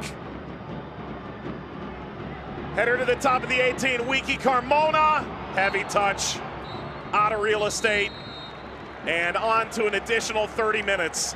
If you're Cincinnati, you're thinking in the Open Cup, it's never come easy, and it won't tonight. And if you're Red Bull, you've gone the 90, and yet again, no team has been able to dethrone you in the Open Cup at home in Red Bull Arena. It's just a gritty game, a cup game that comes down to not being at your best and finding special moments. FC Cincinnati was able to do it in the first half, courtesy of Yu Yakubu in the 42nd minute. A brilliant move by the front line, only outdone by the belief that under Troy Lesesne, their greatness know no bounds. Still unbeaten through 4 matches, 3 wins, 1 draw, and the belief that when push comes to shove, no matter what they're up against, lack of opportunities, an anemic attack, they can find a way to get equal. They do so courtesy of Dante Van Zier in the 92nd minute, and buy themselves a little bit longer. Well, if you're unfamiliar with extra time in the Open Cup, welcome, noobs. All right, tied after 90, so we'll go 2 15-minute periods of extra time, one way then the other. Now, you do get the additional substitute, but we already used the concussion sub. So in the case of one team, New York, all you have left is the goalkeeper. The goalkeeper, correct. indeed. That's Carlos Coronel. On the other side, Matt Miazga is still available along with Evan Laurel for FC Cincinnati. We go 120. Penalties. Everyone knows that. Let's take a look at the goals. Starts with Yuya Kubo right before halftime. And just watch Angulo on the bottom side of your screen and this little touch that's going to come over to him. A lot of players in that situation would have tried to step on it, continue the movement to the outside where you had Elvis Powell in the overlapping run. Instead, head on a swivel. Sees Kubo drifting back over. That little touch. Kubo then brings it back across his body, and they're off and running. Now, there were not a lot of opportunities for either team here in the second half. But again, when it becomes dormant in one area, opportunities in another. Van Zier from distance, perfect form, the perfect strike at the perfect moment for New York Red Bull to get it to 1-1 and send us into OT. It's your favorite, Mike. I know it is. I had nowhere to be. Well, I get paid by the word, you get paid by the minute, apparently. True enough. Well, it's Dante Van Zier in that critical moment. Now, it goes without saying, suspended for 6 games. Dante Van Zier just reinstated by Major League Soccer over the past few weeks after using a racial slur on April the 8th. It would be an injustice on my part to try and fully explain the words of Troy Lesesne at his opening press conference, but he did speak at length in that moment and upon Van Zier's return as to the process that's taken place over the last month and a half. That being his first goal since, it goes without saying that much has occurred in those 2 months. But Van Zier does come up with the equalizer in the 90-plus second. As it pertains to Troy Lesesne, however, you and I got to know him very well in New Mexico. He started the expansion franchise there as sporting director and head coach. And you and I both know the man he is, and taking over this New York team in a moment of chaos in a number of facets. He's felt like the right man from the job from the beginning, and I don't think either of us are surprised by that. No, but right now he's just thinking about how do I get the best out of the group that's in front of me, right? Yep. That's a lot of stuff that people certainly talking about, but white noise that needs to be removed at this point in time, because you're just looking for a belief, right? The glimmer that you can find a way to push yourself on through this tournament. And maybe you had the better run of possession, certainly a ton of shots, 23, but none of that mattered towards the tail end of this game because you didn't have anything to show for it. Well, now you do, and you're trying to regain shape. That's going to be the conversation for FC Cincinnati in a cup game that when it's not going your way, but you've got the lead, you're just trying to absorb and push these opportunities away. Well, now you got to do it for a little bit longer. You've got to find a way to dig down in on the road and see if you can blemish this almost perfect record for Red Bull in Open Cup play in the past 10 seasons. It's 1-1 here, Miami and Nashville at 1-1, Houston and Minnesota 1-0. 3 ongoing games, kind of, in the round of 16. There's been the weather delay with Miami and Nashville. And El Trafico to come tonight. This is the playoff rematch from last year. This is New York Red Bulls organization starved to lift a trophy. They've garnered the Supporters' Shield, but this cup competition has eluded them. Their 25th Open Cup appearance, looking for their 11th quarterfinal, potentially their 7th semifinal. Should they get there, they would look for their 3rd final in 7 years. Should they get there, of course, a long way away.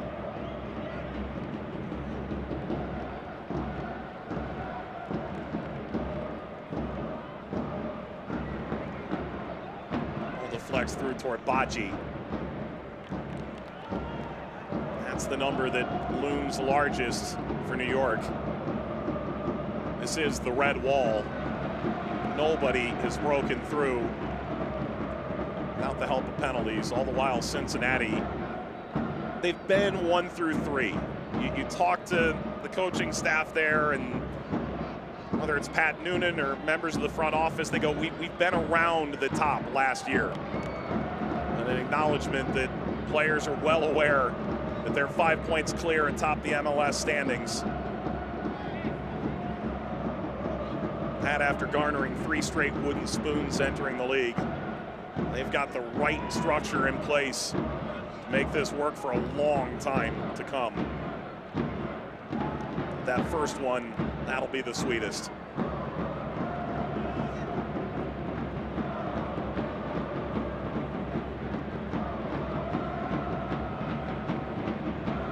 Tolkien for Mara.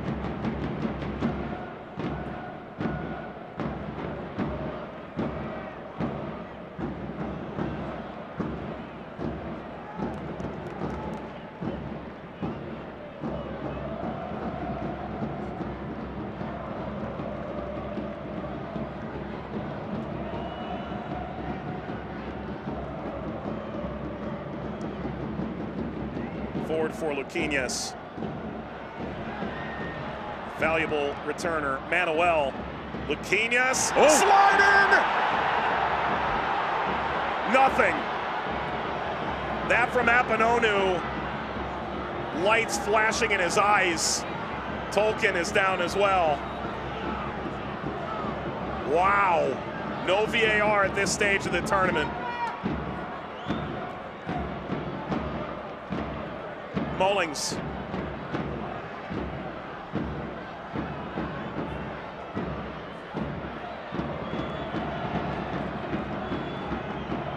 Caceres. He floats this out. The injury is to Luquinhas. Here's how, why, and whether it's a pen. Well, he gets a touch on the ball. Does Apononu get a touch on the player? That's the real question. That looks like he gets contact to me. I mean, this ball back across, clearly a touch by Luquinhas. Look, the angle, that is the problem that we have, right? The angle on that camera, you can't see definitive contact, though common sense tells me he's right through the player. Luquinhas gets the first touch on the ball. Well, it's a long walk here from the referee, Fotis Mazakos. It appears he's headed Lassaine's direction. And will book him. Won't be able to book the thousands in the stands who boo.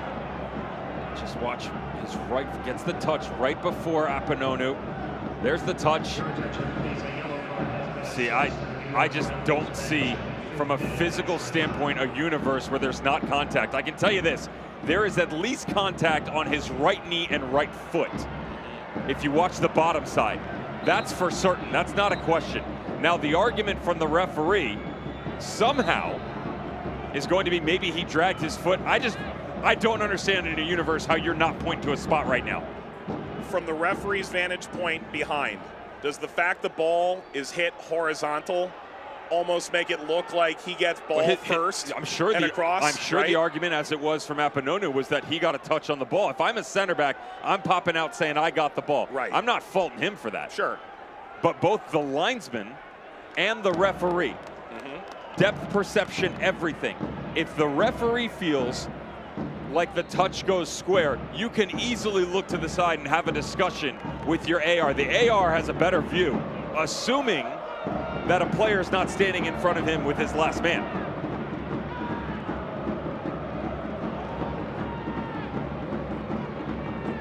Well, it's lost to the sands of time now. We get to look. He does not.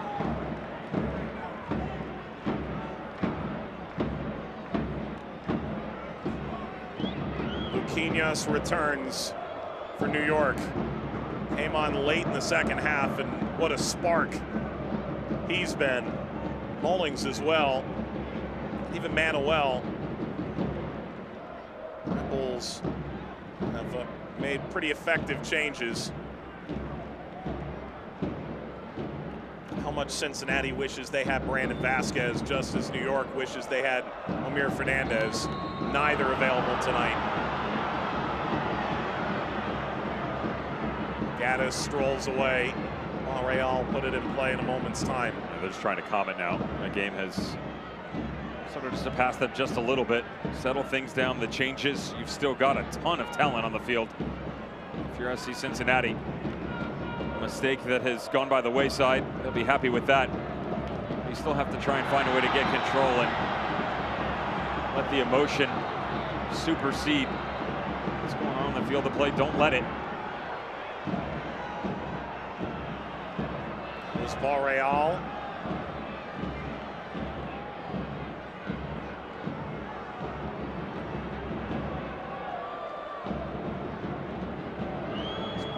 Took the ball as Murphy colliding. Reynolds on a yellow, Baji as well. For New York, it's a longer list. The coach, Troy Lesane, Mara, Endom, Tolkien, Caceres, and Sean Nealis, all on yellow cards. Something to keep in mind as we get further along. This is well played down the line. Arms behind the back, well done by Wobedo.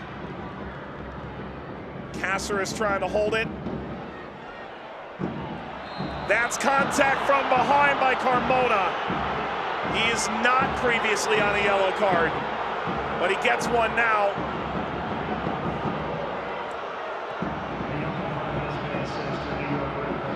There are now 6 Red Bulls on the field on caution. Well, let's be real clear. There certainly is contact, but this is a really clever play by Barrial. Watch him actually slow up just in front of the player.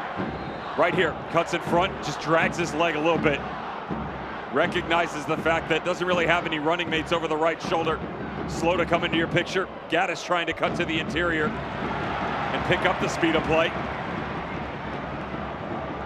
Mara sends a missile for Luquinhas. Long run for Wobedo.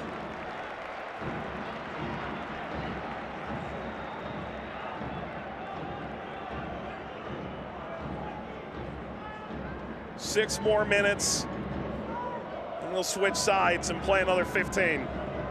Winner hosts the quarterfinal against Pittsburgh or Columbus.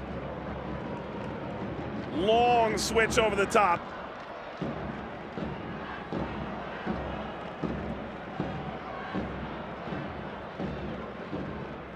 Murphy poked it away, and this an attempt to chip Mara. At this point, Mara's a wily veteran, 32 years of age.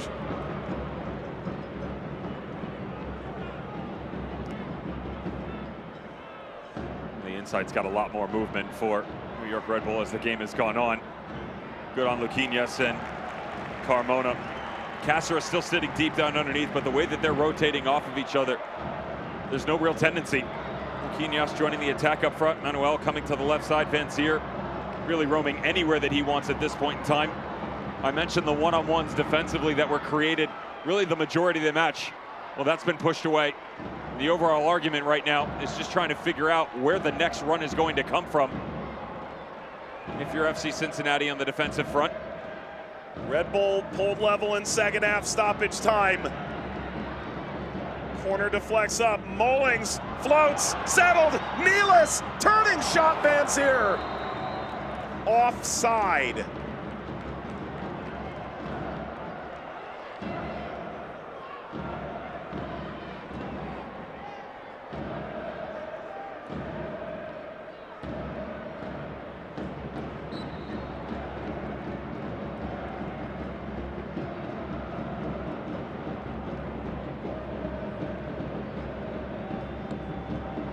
Well, the argument itself had to be for that man right there.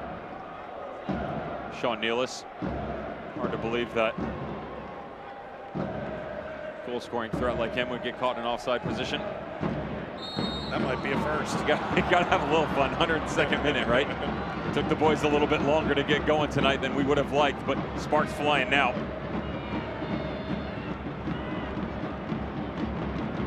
He did have 4 goals at Hofstra. You never know. You never know. Well, they would love to get this man back into it. True enough.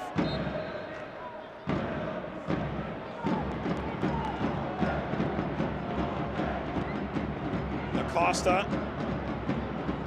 In the case of Acosta, has it been the pressure from New York that's eliminated him from the game, or his own placement on the field and being able to receive and make something of it? No, it's just the midfield in general, because you know, he's the type of player that, and Pat Noonan understands this better than anyone, obviously, is he's a complement to the front three and at times an extension of the midfield.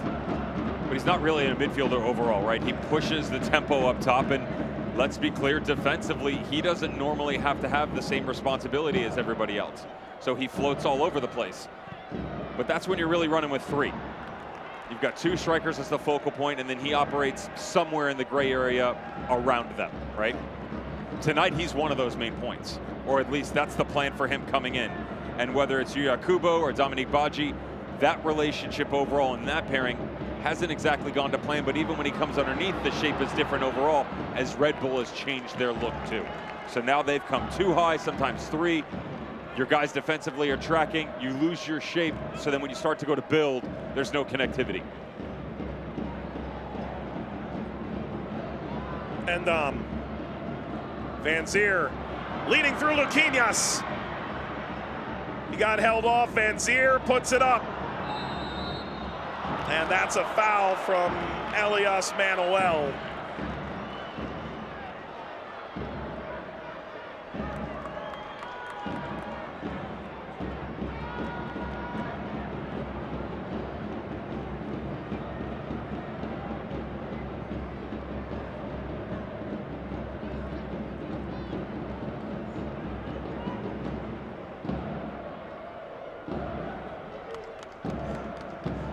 Miami and Nashville playing again. And Miami, they have found something here in this tournament, believe it or not. Stefanelli in the 73rd. Oh. Van Zier forward. Mullins kicked away by Can. Van Zier settles.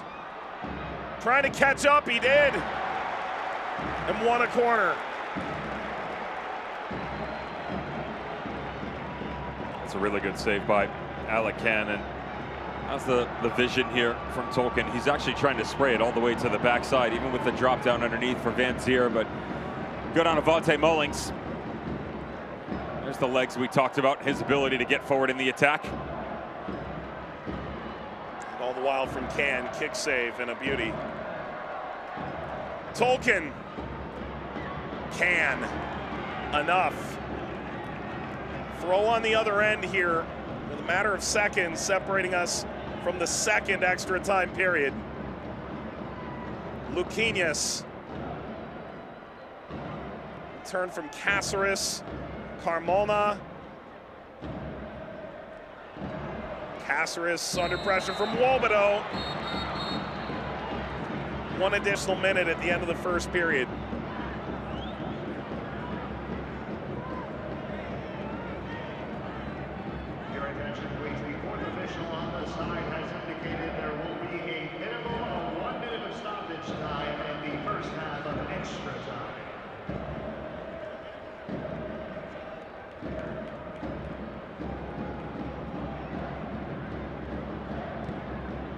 Cáceres.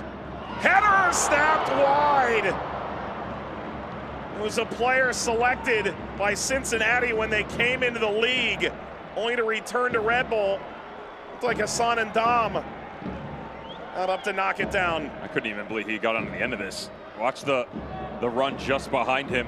Here's Mosquera and the mark that he has. They're both tracking back, but Ndam, much better job of contorting his body to even get a head on this thing. 9 times out of 10, FC Cincinnati player on the tail end of it, or a half-hearted effort that's pushed away. Instead, half chance, but the belief for both squads that an opportunity within the final 8 still remains, and 15 minutes to get the job done. Otherwise, 12 yards out.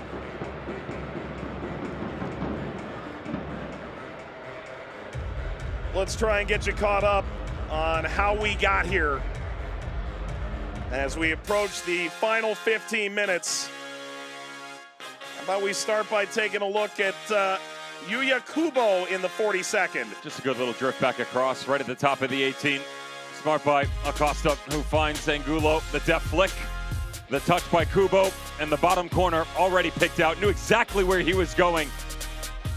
And on the shift back over by Mira, couldn't get low enough or quick enough to push it aside. Back to work, Red Bull. Moving back through, watch this ball that comes square back across. How to go up and get it, don't mind if you do, Nealis. And even though this thing bounces back out, well taken by Van Zier. Hop, skip, a jump, but a beautiful strike to the near post. Ken watches in disbelief as Red Bull get back to even. And then in extra time, is this a penalty from Apanonu into Luquinhas? The ref said no. Of course it is. There's no question about it whatsoever. The touch out in front by the player. Does he lean a little bit? Maybe you have an argument for simulation, possibly, but that's a stretch in my book because he still creates contact with the attacker. Referee says no go. And an opportunity for either one of these teams to grasp history for their organization in the final remaining 8 teams. Well, Dev, the good news is it's 57 and periodic clouds in Harrison tonight. The bad news, first time any of these guys have played in a 120-minute game. And the stakes are high. Winner will host either Pittsburgh or Columbus in the Northeast Region Final, the quarterfinal. You can understand if these legs are just a little noodly at this point. Well, that's one way to put it. Again, it becomes mind over matter in a lot of situations here where changes have been made for sure. So the structural integrity need to be regained by both of these squads. So the advantage with Red Bull, and yet a special moment that could be. Can you push through that threshold and really get your body to another level you didn't know you were capable of? So we turn around and go again for 15 more minutes. See what they are capable of. Otherwise, penalties loom. Mara.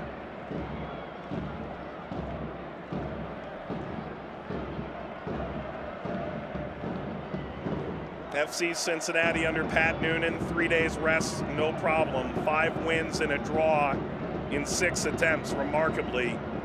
These teams in the midst, along with seemingly every team in Major League Soccer, of a non-stop run of midweek and weekend games plastered together in this month of May.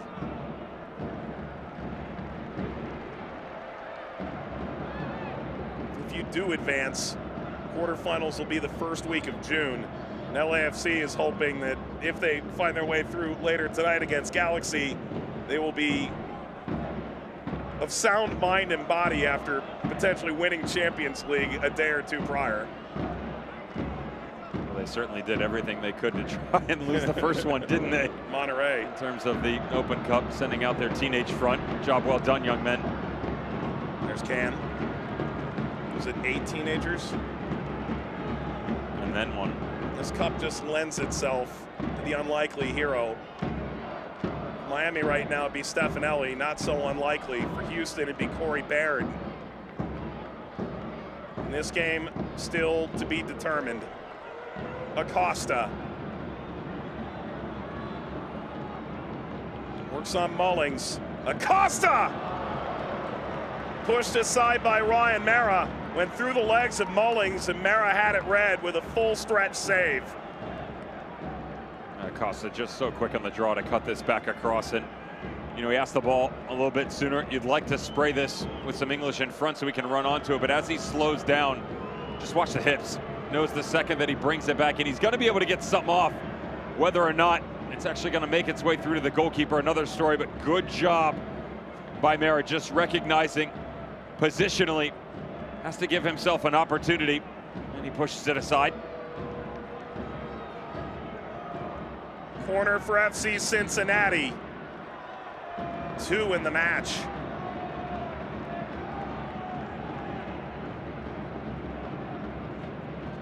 And nothing to show.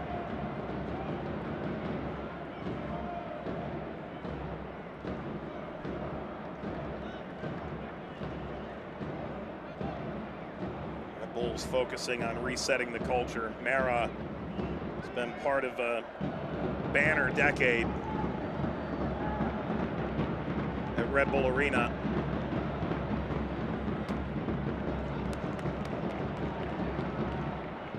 Well, they've certainly hit the reset button a couple of times within this game. You know, pretty rigid in terms of their overall structure to start the match.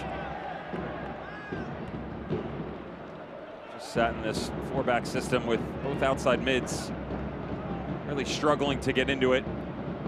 They've changed personnel. They've gone to two strikers, one striker. They've moved Van Zier a little bit deeper. Now sitting in the last 20 minutes or so in this back five. Really good swing points on the outside, though, that has allowed Tolkien and Mullings to get higher up on the field. Excellent making something of this, and Van Zier looking to combine with Luquinhas.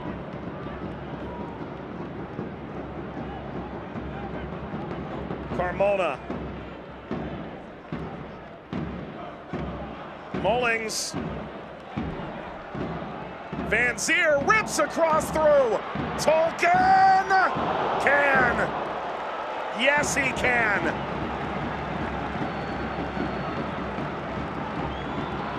He looked to lose a little bit of this, Alec can, as it came all the way back to the left peg of Tolkien. Just hit with vengeance by Van Zier, and watch him reassert himself on the near post. Wondered if his vision was clogged a little bit there. Seemed to just be skewed a little bit, but good little touch. Dipped on him on the backside. Tolkien puts it up. Can got just enough. Wipes it over top of Manuel. Manuel kept it in. Curls across.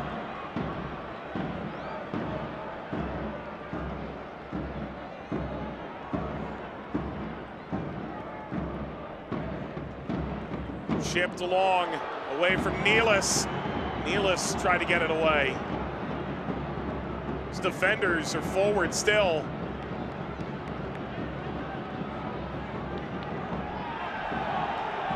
Mullings catching Acosta.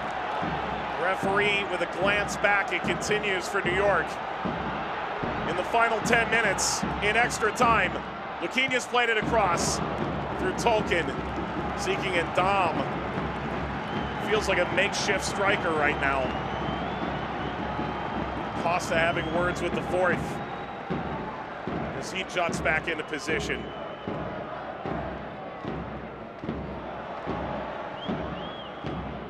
Service up, Van Zier.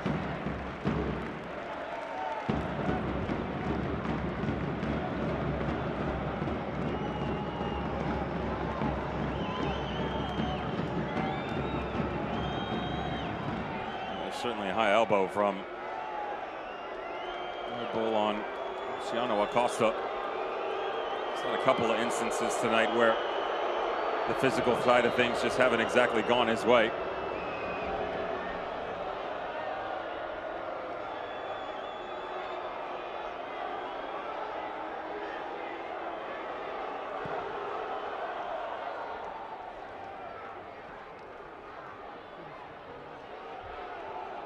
Manuel kept it alive. Good tackle.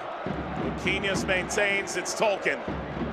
Manuel, support coming up from Carmona. Stabbed away. That'll find the right channel, Van Zier. And Dom. Forward from Caceres, bounces kindly, Caceres chipping.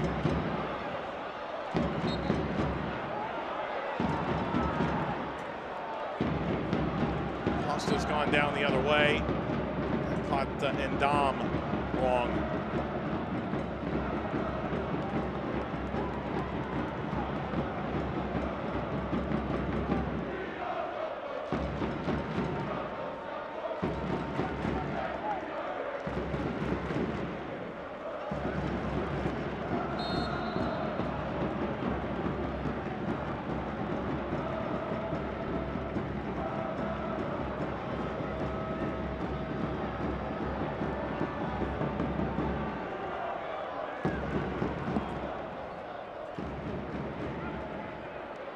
Dom, a domineering header Carmona. That's Nosita. And traded up twice to get him. 7th overall last year. Ball ahead. Manuel has a step. Manuel! And a piece from Mosquera. Skies to the other side. And stayed in on the chalk for Cincinnati to clear.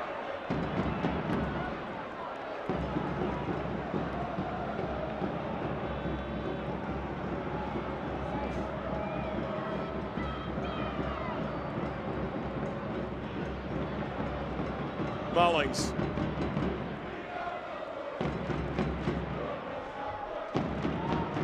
Wiki Carmona. Nealis. Osita. Caceres. All wide Tolkien.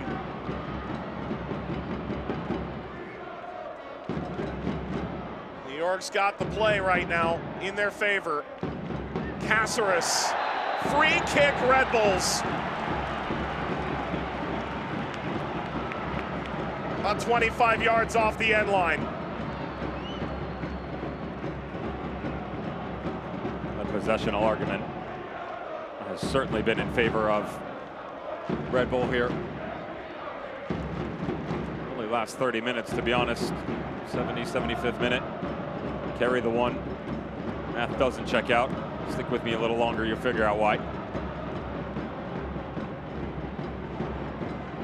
They have been really good in the air as this game has gone on, Red Bull. Just look at the runners on the back stick. Nealis and Dom, Nosita. Three's company. Can you pick one out? Caceres went for goal! Rippled the outside. Can had so many trees to look at in the middle of the box. He nearly lost sight of that. Well, I'm with him on that one. You imagine that whether it's right or left that you're going to be able to swing to the backside. So he decides to go it alone. Again, good positioning from the goalkeeper. A little bit late off his movement to the right to come back over. Go back to that initial ball that's sprayed through here. Wonderfully shaped by Tolkien. And this just comes down to incredible recovery defending. There's the little nudge, and then Mosquera, who has proven his worth for FC Cincinnati over and over again as the season has gone on. But tonight, in the middle of that back three, it is offside. Ripped off the post and back off of Can from Manuel. And Mosquera certainly stepped back, but there were a couple defenders back there. It's not to be. Yeah, it's on the young pro, Joey Appanonu. Watch the top right side of your screen. He just gets caught ball watching a little bit, and Manuel almost shapes this to perfection. Super close. Notice, just a little bit low. Got to maintain that high line. 2 out of the 3, doesn't win the argument.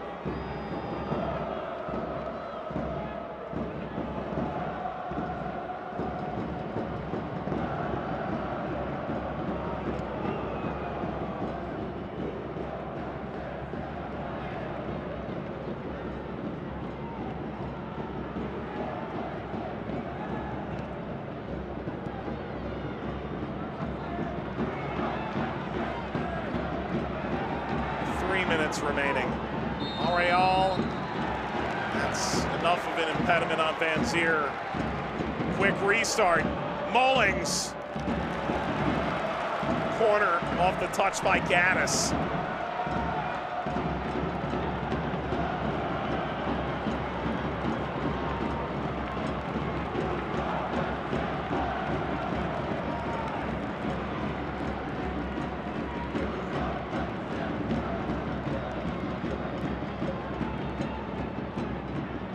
Cleared. Acosta. Mullings pulls it back.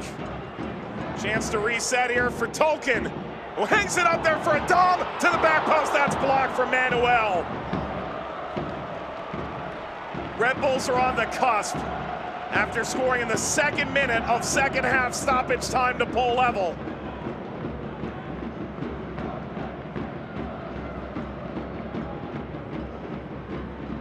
Caceres. There's Baji.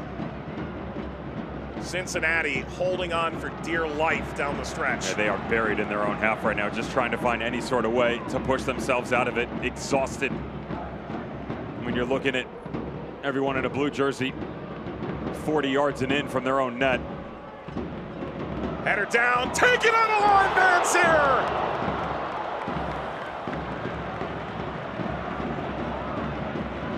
He's had a couple tonight, hadn't he?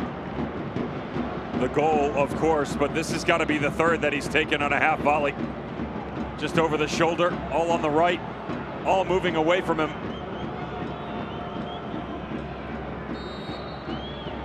How's the confidence by Can, by the way, to pull up out of this save, knowing that he's confident enough that it's going wide. My hat's off to you, sir.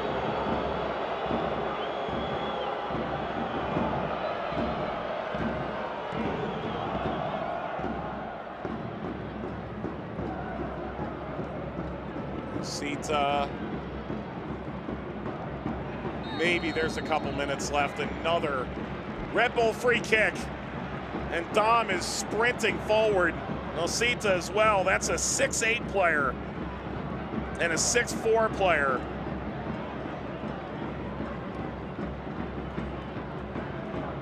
Neela's 6'4" as well.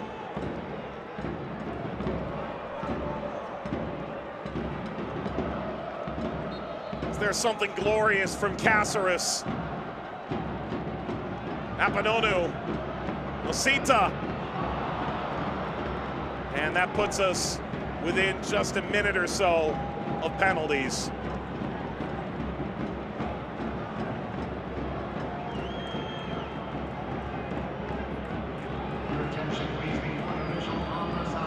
One added minute.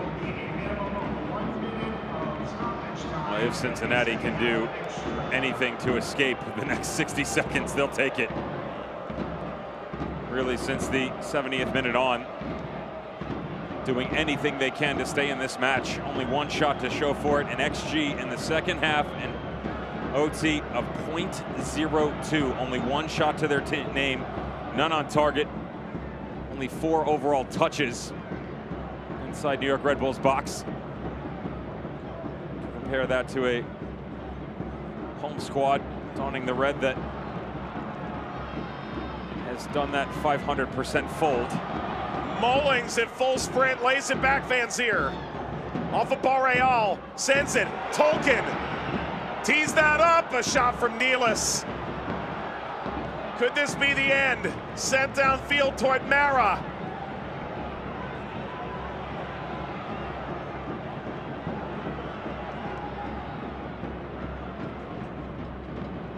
Header with Mullings chasing and crossing. Out to touch. They're gonna make a change here. This is Red Bull getting on Carlos Coronel. They had the red jersey ready for him. They're gonna bring off Nosita and prepare for penalties. Of course it is, right? Maybe they just want to see Coronel score a winner. This could be absolutely insane. Mullings throws, header, Can. Full time and on to penalties in the round of 16.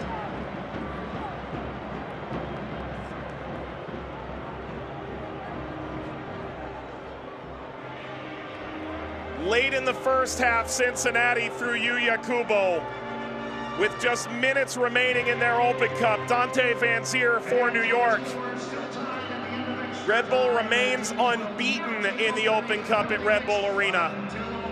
And Cincinnati, just one loss in now 16 games. Will have to earn it from the spot from here. Notice the immediate reaction from Troy Lesesne going over. You have to imagine he's got an idea already of who's going to chase these 5 penalties. Do you feel comfortable? Are you ready? How's the confidence? And then on the other side of things for FC Cincinnati, Acosta almost a little defeated on the initial look. They had to do a ton of chasing at the tail end of that match. But lest we forget that over the course of this season, in all competitions. 13 wins in domestic play. You look at the Open Cup victory against Louisville City back on April 26th, 1-0. May 10th, NYCFC. It's 14 one-goal games or less, 11 1-0 wins, 7 shutouts. This team, better than anyone, Pat Noonan has ingrained into the DNA that even when it's not your night, can you find a way to persevere through and be great? And that answer still remains to be seen, because the end result right around the corner for one of these squads. Who comes out on the positive side? Cincinnati all-time 1-1 when they go to the spot in the Open Cup. It was Mitch says no. Is it now yes, Alec can?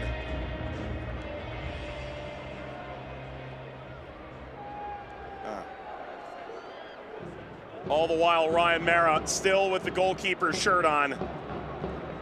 Lucho Acosta did score a penalty against Red Bulls last year at the end of the season, the 74th minute, followed by an 86th minute Brandon Vasquez goal that tipped fortunes back on October the 15th.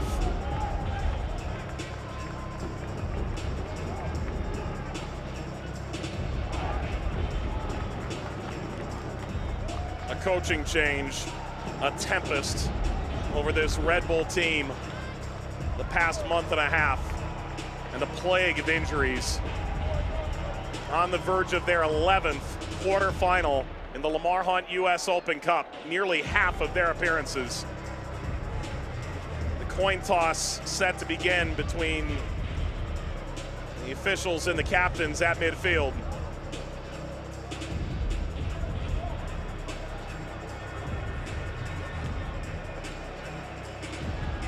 Nealis and Acosta step away. This will be done in front of the South Ward.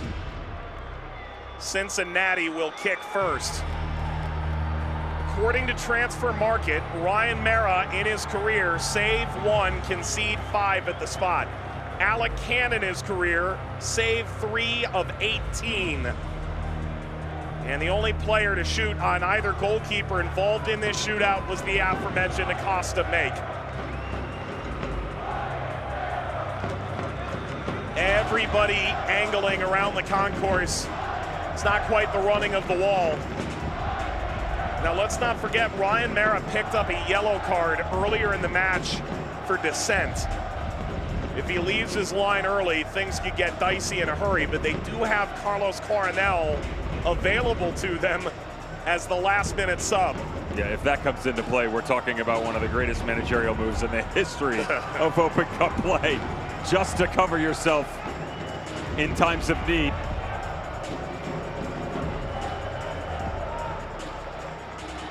Ryan Mara is the fabric of this club. Drafted out of Fordham from Yonkers. He'll go up against Acosta, the Cincinnati captain, trying to set the tone. Shades of the drama of 2017 on display. Acosta, a magnificent penalty, and Cincinnati scores first.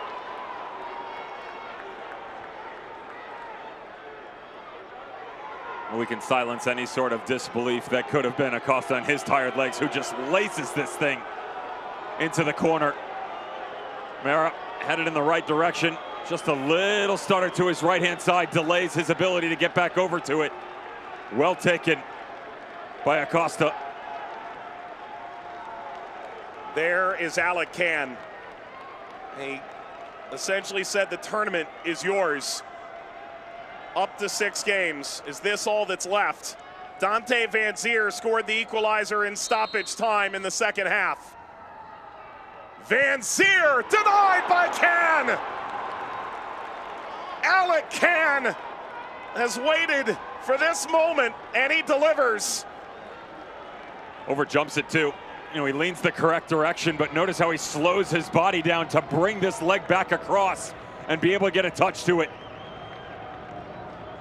Scrambling most of the second half, FC Cincinnati, but Can certainly up to the task.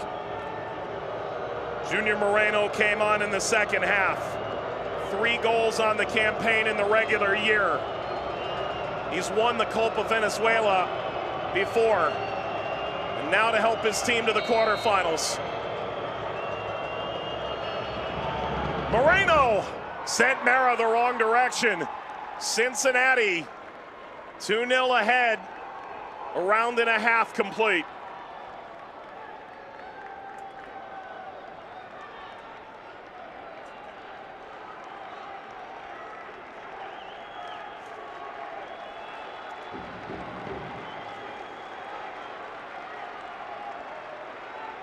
How good was Elias Manuel in this game?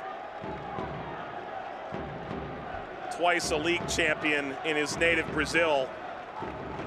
Signed in January after a loan stint last year. Not quite must-have-it territory, but we're close.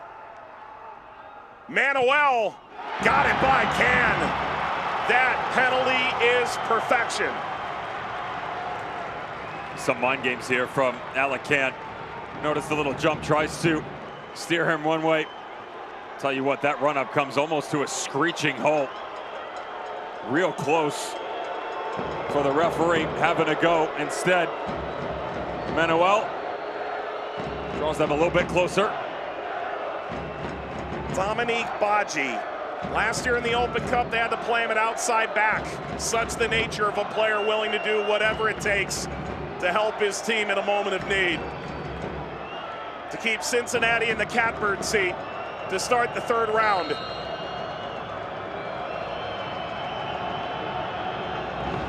Badji scores!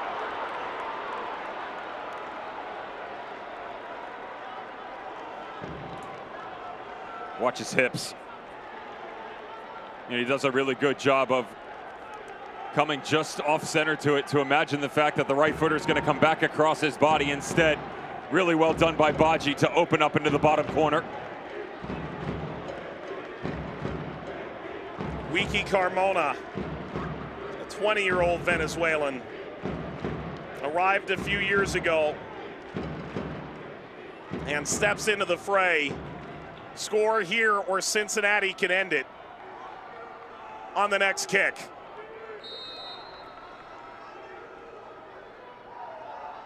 Carmona, with all the pressure, answers, and a moment with Mara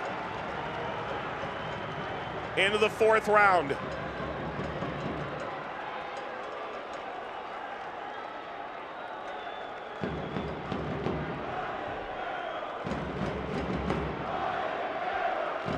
The chance is Ryan Mara, a native son of New York.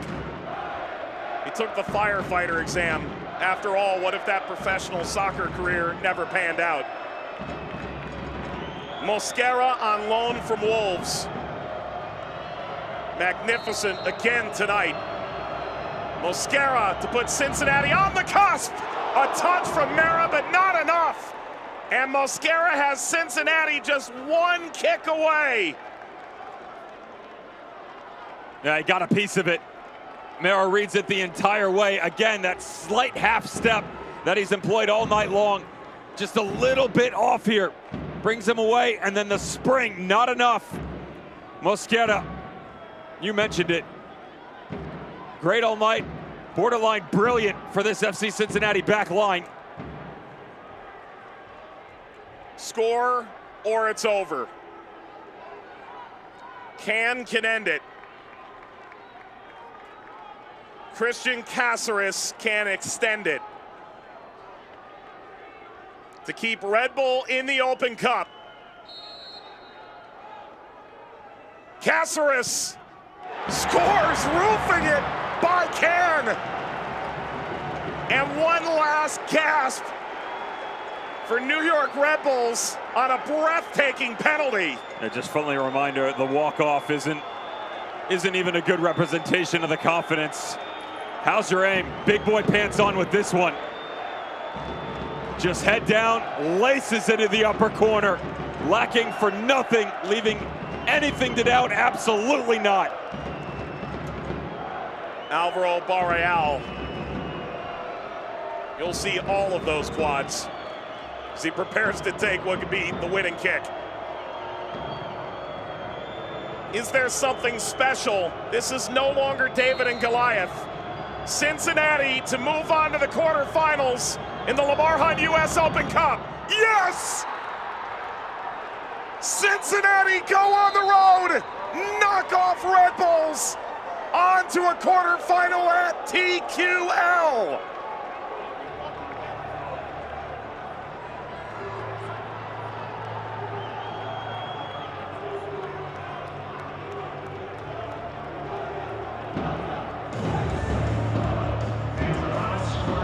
Well, this team had so many questions asked of it tonight. A makeshift attacking unit that went out and got the job done in the first half. The goal in the 42nd. The changes. Barreal into the midfield, not employed at the wingback spot. Lost in translations at time. Nothing lost on heat and this opportunity to put FC Cincinnati into the elite conversation. The final 8, absolutely. Every one of their penalties outside of Acosta placed to utter perfection. Started off with the utmost power by their attacking monster, and then from there, the charisma to pick and choose your special moments. All 5, perfection, and a shot at a title. The opponent, only time will tell. It'll be the first week of June, and it'll be at a stadium out of Fortress in front of the Bailey, where Cincinnati has not dropped points yet this year. The only miss is from Dante Van Zier, the first kick for Red Bull. Cincinnati moving on. Riverhounds or Crew coming up next. And Dev, I do a lot of work in Cincinnati. They do not like Pittsburgh, and they do not like Columbus. I've heard that. I've heard about both of those. But listen, let's pay credit to where it's due. You know, Troy was saying the first chink in the armor, if you will. 5 games, and he's 3-1-1. And a cup run that included a victory over DC in his first match, and now an opportunity into the final 16. The team is getting better, and they're getting healthier, and they have some confidence, albeit coming off of a loss. FC Cincinnati. Again, my first conversation with Pat Noonan earlier this year, he just talked about the ability to find a way to win. That they knew last year they could go and get goals. Defensively, they needed to get better. They've done that. They had lost some of that structure on the attacking front. That's all come back around in the last couple of matches, averaging almost 2.25 goals per game. They didn't have that tonight. And yet, 17 matches this year, 15 games, a goal or less. They had 11 1-0 victories. 11. This team has the resolve. They've got the structure and the charismatic nature around them to go and hunt for an Open Cup title. Who they gonna play next? We'll find out tomorrow. That'll be Pittsburgh taking on Columbus. Could it be that Ohio derby? Is hell truly real? Time will tell. All the while, Cincinnati do just enough. Magnificent penalties when it mattered most. For Devin Kerr, our entire team, Mike Watts saying so long for now and thanks for watching.